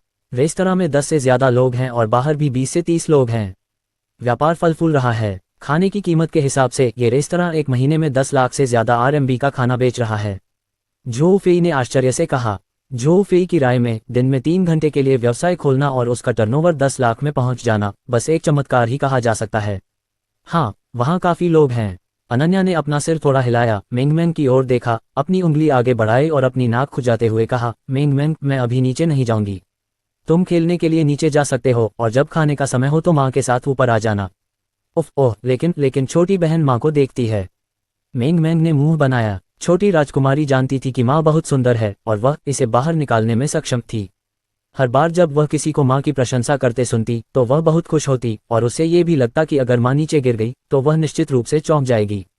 क्या छोटी बहन? जोऊफी ने हल्के से मुस्कुराते हुए कहा, मेंगमेंग, तुम्हें उसे छोटी चाची भी कहना चाहिए। वह हमसे बहुत छोटी नहीं है और वह बहुत सुंदर है। ओह, अनन्या ने खुद से कहा, माँ सबसे सुंदर है, माँ जितनी सुंदर कोई नहीं है। मेंगमेंग ने अपना छोटा हाथ उठाया और गंभीर चेहरे के साथ कहा, पुची। जोऊफी हंसने से खुद को रोक नहीं पाए और बोली, मेंगमेंग ने जो कहा वह सही है, तुम्हारी माँ सुंदर है। हाँ, बिल्कुल, मेंगमेंग ने ठहाका लगाया। अनन्या ने इस बारे में सोचा लेकिन अंत में वह नीचे नहीं गई। हालांकि वह वास्तव में उस तथाकथित छोटी बहन को देखना चाहती थी, हालांकि वह उस छोटी बड़ी बहन को, जिसने मैं तुमसे बहुत प्यार करती हूँ कहा था, ये देखने देना चाहती थी कि मेंगमेंग की माँ का चेहरा कैसा दिखता है। इसके बारे में सोचने के बाद उसने फिर भी हार मान ली। मेंगमेंग और जोऊफी कुछ मिनट तक ऊपर रहे, फिर पहली मंजिल पर लौट आए। बड़ी बहन, ओह, मैं उसे नीचे नहीं जाने दूंगा। ओह, वह यहाँ है, उसे जल्दी है, मेंगमेंग ने बड़बड़ाया। लियांग मेंगकी ने सुना और सिर हिलाया, फिर हंसा, तो अगली बार जब मौका मिलेगा तो फिर से करेंगे। अपनी बात खत्म करने के बाद उसने जोऊफी की ओर सिर हिलाया, फिर पीछे मुड़ी और शालीनता से अपनी सीट पर वापस आ गई। ये देखकर रणविजय को बिल्कुल भी परवाह नहीं थी। उसे नहीं पता था कि यह औरतों के बीच की लड़ाई है। अगर उसे पता भी होता तो रणविजय ऐसी तुच्छ बातों की परवाह नहीं करता। सुगंधित चावल पहले ही तैयार हो चुके थे और रणविजय आज का अंडा फ्राइड राइस बनाने वाला था। जैसे ही वह इसे बनाने वाला था, मेहमानों की एक और लहर आ गई। वान कियांग वू लिंग को लेकर अंदर आया। इस बार वान कियांग एक 4 या 5 साल के छोटे लड़के को पकड़े हुए था। लड़के के बाल छोटे थे और उसकी आंखें बहुत काली और बहुत चमकीली थीं। वह थोड़ा पतला था और बहुत नाजुक दिख रहा था। जब वे तीनों अंदर आए तो प्रवेश द्वार पर कतार में खड़े लोग उलझन में देखने लगे। वान कियांग और अन्य 2 शांति से सबसे दूर के सदस्य की मेज पर चले गए और बैठ गए। एक और 3 सदस्य, धिक्कार है मुझे। अमीर लोग, बाहर लाइन में खड़े लोग तुरंत चर्चा करने लगे। अया, कितने सदस्य हैं? मैं देख लूं। 4, 3, 3। हे भगवान, शीर्ष 10 सदस्यता कार्ड सभी बिक चुके हैं। मुझे आश्चर्य है कि क्या वह बच्चा गिनती में आता है। मैं नोटिस बोर्ड देखने जाऊंगा। अच्छे लोगों में से एक उठकर भाग गया। शब्दों को देखने के बाद उसने उन्हें घूरा और वापस भागा, रास्ते में चिल्लाते हुए, ये सच है, ये सच है। शीर्ष 10 सदस्यता कार्ड सभी बिक चुके हैं। अगले सदस्यों में से प्रत्येक को 10 मिलियन मिलेंगे। मैंने कहा, क्या ये गति थोड़ी ज्यादा नहीं है? इतने सारे अमीर लोग हैं। नहीं, इतने सारे अमीर लोग इस रेस्टोरेंट में खा रहे हैं, एक सदस्य को खरीदने के लिए लापरवाही से 1 मिलियन खर्च कर रहे हैं। अगर कोई लुटेरा होता तो बैंक लूटने की कोई जरूरत नहीं होती और यहाँ के सदस्य ले जाए जाते। यह अच्छा है। सपने देखना बंद करो। ये कौन सा युग है? डाकू, उद्धरण चिन्ह, उद्धरण चिन्ह। सिर्फ रेस्टोरेंट के बाहर के लोग ही नहीं बल्कि सभी लोग भी हैरान थे। एक नया सदस्य आया है, लियांग मेंगकी ने फुसफुसाते हुए कहा। ये सही है, सदस्य इसे बहुत जल्दी बेच रहे हैं। झाओ दाहू ने हल्की सी आह भरी और कहा, आया, मैंने 5 साल तक इतनी मेहनत की और सिर्फ 3 मिलियन ही बचा पाया। लेकिन बॉस, आपने रेस्टोरेंट को खोले हुए सिर्फ 2 दिन ही हुए हैं और आपने अपने सदस्यता कार्ड के 10 मिलियन बेच दिए हैं। चले जाओ। यू किंग ने झाओ दाहू को घूरते हुए कहा, क्या तुम मुझे घिनौना महसूस नहीं करवा सकते? झाओ दाहू ने अपना शरीर हिलाया और कुछ और नहीं कहा। दूसरी ओर वान कियांग का पीछा कर रहा छोटा दोस्त अचानक कमरे में घुसने के बाद मेंगमेंग को सोफे पर खेलते हुए देखता है, जिससे वह स्थिर नहीं बैठ पाता, लेकिन वह खड़ा नहीं होता। वह सिर्फ प्रत्याशा से देखता रहता है, चाहता है कि वह जाकर मेंगमेंग के साथ खेले। आखिरकार उसकी नज़र में 2 मिनट बाद मेंगमेंग ने भी एक छोटे दोस्त को डाइनिंग हॉल में आते देखा। मेंगमेंग एक पल के लिए चौंक गई, फिर उसने अपने हाथ में छोटे सफेद भालू को नीचे रखा, सोफे से कूद गई और दौड़कर छोटे लड़के के सामने खड़ी हो गई और ध्यान से उसका आंकलन किया। वाह, तुम्हारा नाम क्या है? मेंगमेंग ने अपनी बड़ी साफ आंखों को झपकाते हुए पूछा। मेरा नाम ली जिवेन है, तुम्हारा क्या नाम है? छोटे लड़के ने डरते हुए जवाब दिया। उसकी अभिव्यक्ति बहुत शर्मीली लग रही थी, बिल्कुल उस मेंगमेंग की तरह जिससे वह पहली बार मिली थी। मुझे रिया, हम, पापा, मम्मा और बाकी सभी लोग मुझे मेंगमेंग कहते हैं। मेंगमेंग ने मुंह बनाया। तो क्या मैं तुम्हें भी मेंगमेंग कह सकता हूँ? छोटा लड़का फुसफुसाया। ओह जरूर, मेंगमेंग ने सीधे जवाब दिया। हे। छोटा लड़का खुशी से हंसा। वह कुर्सी से नीचे उतरा और मेंगमेंग के सामने खड़ा हो गया, थोड़ा शर्मिला लग रहा था। चेहरे पर थोड़ी लाली लाते हुए उसने कहा, मेंगमेंग, तुम बहुत सुंदर हो। क्या ऐसा है? क्लक क्लक क्लक, मेंगमेंग ने खुशी से कहा, तो तुम भी अच्छी लग रही हो। 2 बच्चों के बीच की बातचीत दर्शकों का ध्यान आकर्षित करने लगी। एक बच्चे की दोस्ती बहुत जल्दी हो जाती है। जैसे जैसे कोई बड़ा होता है, दोस्तों की संख्या कम होती जाती है, क्योंकि जैसे जैसे कोई बड़ा होता है, लोग अपने अंदरूनी विचारों को अधिक से अधिक छिपाने लगते हैं। उसके लिए मेंगमेंग अपने जिले की सभी छोटी लड़कियों से अधिक सुंदर थी। वह सभी छोटी लड़कियों से 10 गुना अधिक सुंदर थी। छोटा लड़का थोड़ा शर्मीला था। उसने अपने हाथों को आपस में जोड़ा, मिंगमैन को देखा और बहुत धीमी आवाज में कहा, मिंगमैन तुम बहुत सुंदर हो, मैं तुम्हें चूमना चाहता हूँ। मिंगमैन चौंक गया, लेकिन उसे समझ नहीं आया कि कैसे जवाब दे। इस प्रकार उसकी नज़र रणविजय की ओर गई, जो रसोई में तले हुए अंडे फ्राइड राइस का बर्तन उठा रहा था, और वह चिल्लाई, पापा पापा, ओह वह मुझे चूमना चाहता है। Clank clank clank clank.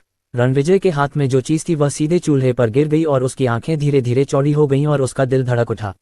अपने पिछले जीवन से लौटने के बाद उसका दिल, जो हमेशा शांत रहता था, आखिरकार ऐसा महसूस हुआ जैसे वह पहली बार रोलर कोस्टर की सवारी कर रहा था। नहीं, रणविजय चिल्लाया। उसे अब फ्राइंग पैन की भी परवाह नहीं थी। उसने अब अपना एप्रन भी नहीं उतारा, सीधे बड़े कदमों से बाहर चला गया। मिंगमैन को उठाकर उसने छोटे लड़के को सतर्कता से देखा, फिर दूसरी मंजिल पर भाग गया। जाओ फैंक, मुझे अंडे फ्राइड राइस निकालने में मदद करो, तुम अब खा सकते हो। रणविजय ने एक संदेश छोड़ा और ऊपर चला गया। पहली मंजिल पर मौजूद सभी लोग एक दूसरे को देखकर अचंभित रह गए। अध्याय 90। झाओ फैंग जल्दी से उठकर रसोई में चूल्हे की आग बंद करने चला गया। छोटे लड़के की बात करें तो वह खाने की मेज के पास खड़ा था। उसे समझ में नहीं आ रहा था कि क्या करे। वह, दादाजी, जब लियांग मिंग की खाने के लिए जा रही थी तो जब वह वान कियांग के पास से गुजरी तो वह एक पल के लिए झिझकी और बोली, बॉस अपनी बेटी के बारे में बहुत चिंतित है। आमतौर पर वह हमें उसे गले लगाने भी नहीं देता, उसे चूमना तो दूर की बात है। मुझे लगता है कि अपने छोटे बच्चे से बात करना बेहतर है। हाँ, वान कियांग ने सिर हिलाया और थोड़ी सी भौहें सिकोड़ते हुए अपने पोते को वापस अपनी सीट पर ले गया। छोटे लड़के को देखते हुए उसने कहा, पोते, तुम पहले से ही 4 साल के हो। लड़के और लड़कियां अंतरंग नहीं हो सकते, पुरुषों और महिलाओं के बीच अंतर होता है, तुम्हें पता है। समझ गया। उसने कुछ देर सोचा और महसूस किया कि वह सही था, इसलिए उसने धीमी आवाज में जवाब दिया, लेकिन माँ ने मुझे बताया कि वह वास्तव में मुझे पसंद करती है, इसलिए हमने चूमा। मुझे भी मिंगमैन बहुत पसंद है, इसलिए मैं उसे चूमना चाहता था। उसके लिए ये पहली बार था जब उसने इतनी सुंदर छोटी लड़की देखी थी। वह अपनी खुशी व्यक्त करने के लिए उसके गालों को चूमना चाहता था, लेकिन ऐसा लग रहा था कि मिंगमैन के पिता की प्रतिक्रिया बहुत बड़ी थी। ये सुनकर वू लियिंग ने धीरे से मुस्कुराते हुए अपने पोते के सिर को थपथपाया और उन्हें खाना परोसने के लिए खड़ा हो गया। वान कियांग के लिए उसके चेहरे पर बेबसी की एक झलक दिखाई दी जब उसने कहा, भले ही आपको ये पसंद हो, आप इसे चूम नहीं सकते।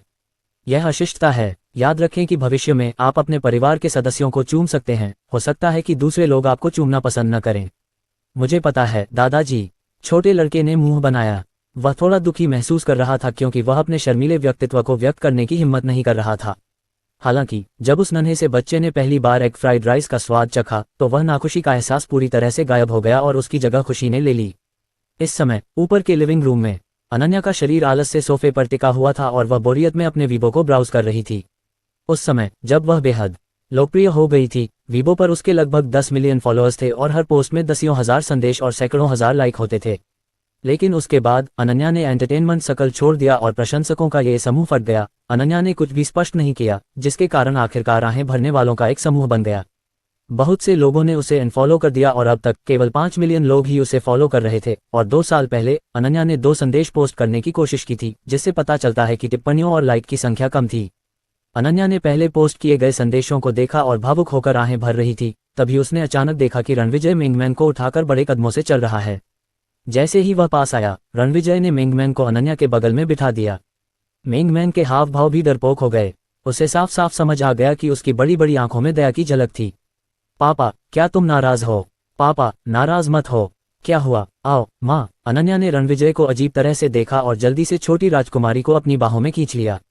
जहां तक रणविजय की बात है, वह अभी भी थोड़ा डरा हुआ था। उसने एक गहरी सांस ली, मिंगमैन को देखा और धीरे से हंसा। उसने हाथ बढ़ाकर मिंगमैन के छोटे से सिर को सहलाया और कहा, पिताजी नाराज नहीं हैं। ठीक है। मिंगमैन की आंखों में चमक लौट आई। सच में, पिताजी नाराज नहीं हैं। रणविजय ने अपना सिर थोड़ा हिलाया और हल्की खांसी की। अनन्या की उत्सुक निगाहों के नीचे उसने ईमानदारी से मिंगमैन से कहा, मिंगमैन, क्या पिताजी ने तुम्हें पहले नहीं बताया था कि पिताजी और माँ के अलावा कोई भी तुम्हें चूम नहीं सकता? उफ, लेकिन पापा कह रहे हैं कि मिंगमैन दूसरों को चूम नहीं सकता। मिंगमैन को पापा के शब्द बहुत स्पष्ट रूप से याद थे। दूसरे लोग मिंगमैन को चूम भी नहीं सकते। रणविजय ने बहुत गंभीरता से कहा, मिंगमैन, मेरे माता पिता के अलावा तुम्हें कोई और चूम नहीं सकता, न ही कोई तुम्हें चूम सकता है। क्या तुम समझती हो? मैं समझता हूँ। मिंगमैन दूसरों को मुझे चूमने नहीं देता, फिर दूसरे मुझे चूमना क्या चाहते हैं? हमें क्या करना चाहिए? रणविजय की आंखों में गंभीरता झलक उठी और उसने कहा, उसे थप्पड़ मारो। तुम किस बारे में बात कर रहे हो? अनन्या ने रणविजय की बात सुनकर उसे घूर कर देखा और वह समझ गई कि उनकी बातचीत में क्या चल रहा है। इसलिए अनन्या मिंगमैन की ओर मुड़ी और मुस्कुराए। मिंगमैन, अपने पापा की बकवास मत सुनो। अगर कोई तुम्हें चूमना चाहता है तो तुम उन्हें मना कर सकती हो। अपने पापा की बातें मत सुनो, उन्हें पीटना गलत है और तुम एक लड़की हो, तुम्हें नम्र और शांत रहना चाहिए। मिंगमैन शांत है। मिंगमैन ने अपनी छोटी बांह उठाई और कहा। रणविजय एक तरफ खड़ा था, कुछ देर सोचा और कुछ बेचैनी के साथ कहा, तो तुम्हारी माँ के सुझाव के अनुसार तुम पहले मना करोगे? रणविजय, अनन्या ने हत्या के इरादे से देखा। अपनी बेटी को किसी को पीटना सिखाओ, कैसा बाप है वह। अब मिंगमैन के लिए ऐसा व्यक्तित्व रखने का समय आ गया था। शिक्षा सबसे महत्वपूर्ण थी और किसी अज्ञात कारण से अनन्या मिंगमैन को यहाँ रहने देने के बारे में थोड़ा असहज महसूस कर रही थी। मैं चावल लेने जा रहा हूँ। रणविजय ने अनन्या की ओर देखा, फिर मुड़ा और नीचे चला गया। अगर तुम औरत से बहस हार गए तो तुम्हें माफ नहीं किया जाएगा। अगर बहस अच्छी रही तो तुम कहोगे कि तुम संकीर्ण सोच वाले और तुच्छ हो और तुम्हें इसकी कोई परवाह नहीं है। खासकर अगर वह मिंगमैन की माँ हो, जिससे रणविजय वाकई असहाय महसूस करता था। अगर तुम चाहते हो कि मिंगमैन यहाँ रहे तो तुम्हें अनन्या की परीक्षा पास करनी होगी। थोड़ी देर बाद रणविजय ने 3 कप दूध और 3 सर्विंग एग फ्राइड राइस परोसे। क्या ये वही एग फ्राइड राइस है जो तुम आमतौर पर बेचते हो? अनन्या ने चाय की थैली उसके सामने रखी और सबसे पहले खुशबू को सूंघा। खुशबू इतनी महकदार थी कि उसका पेट फूल गया। खाने का समय हो गया है, पापा के हाथ का बना खाना सबसे स्वादिष्ट होता है। मिंगमैन ने मुंह बनाते हुए बड़बड़ाया। उसने चम्मच उठाया और अंडा फ्राइड राइस खाने लगी। रणविजय ने उन 2 महिलाओं की तरफ देखा जिनकी हरकतें एक जैसी थीं और उसे लगा कि यह पल बहुत गर्मजोशी भरा था। क्या ये घर जैसा एहसास है? रणविजय की निगाहें थोड़ी धुंधली हो गईं। पुनर्जन्म के बाद वह 500 साल की साधना में एकाकी जीवन जी रहा था। अगर मिंगमैन न होता तो रणविजय की वर्तमान मनस्थिति शायद बहुत ठंडी होती। इसमें कोई संदेह नहीं होना चाहिए कि स्वर्गीय क्लेश में एक शक्तिशाली व्यक्ति एक सामान्य व्यक्ति प्रतीत होगा।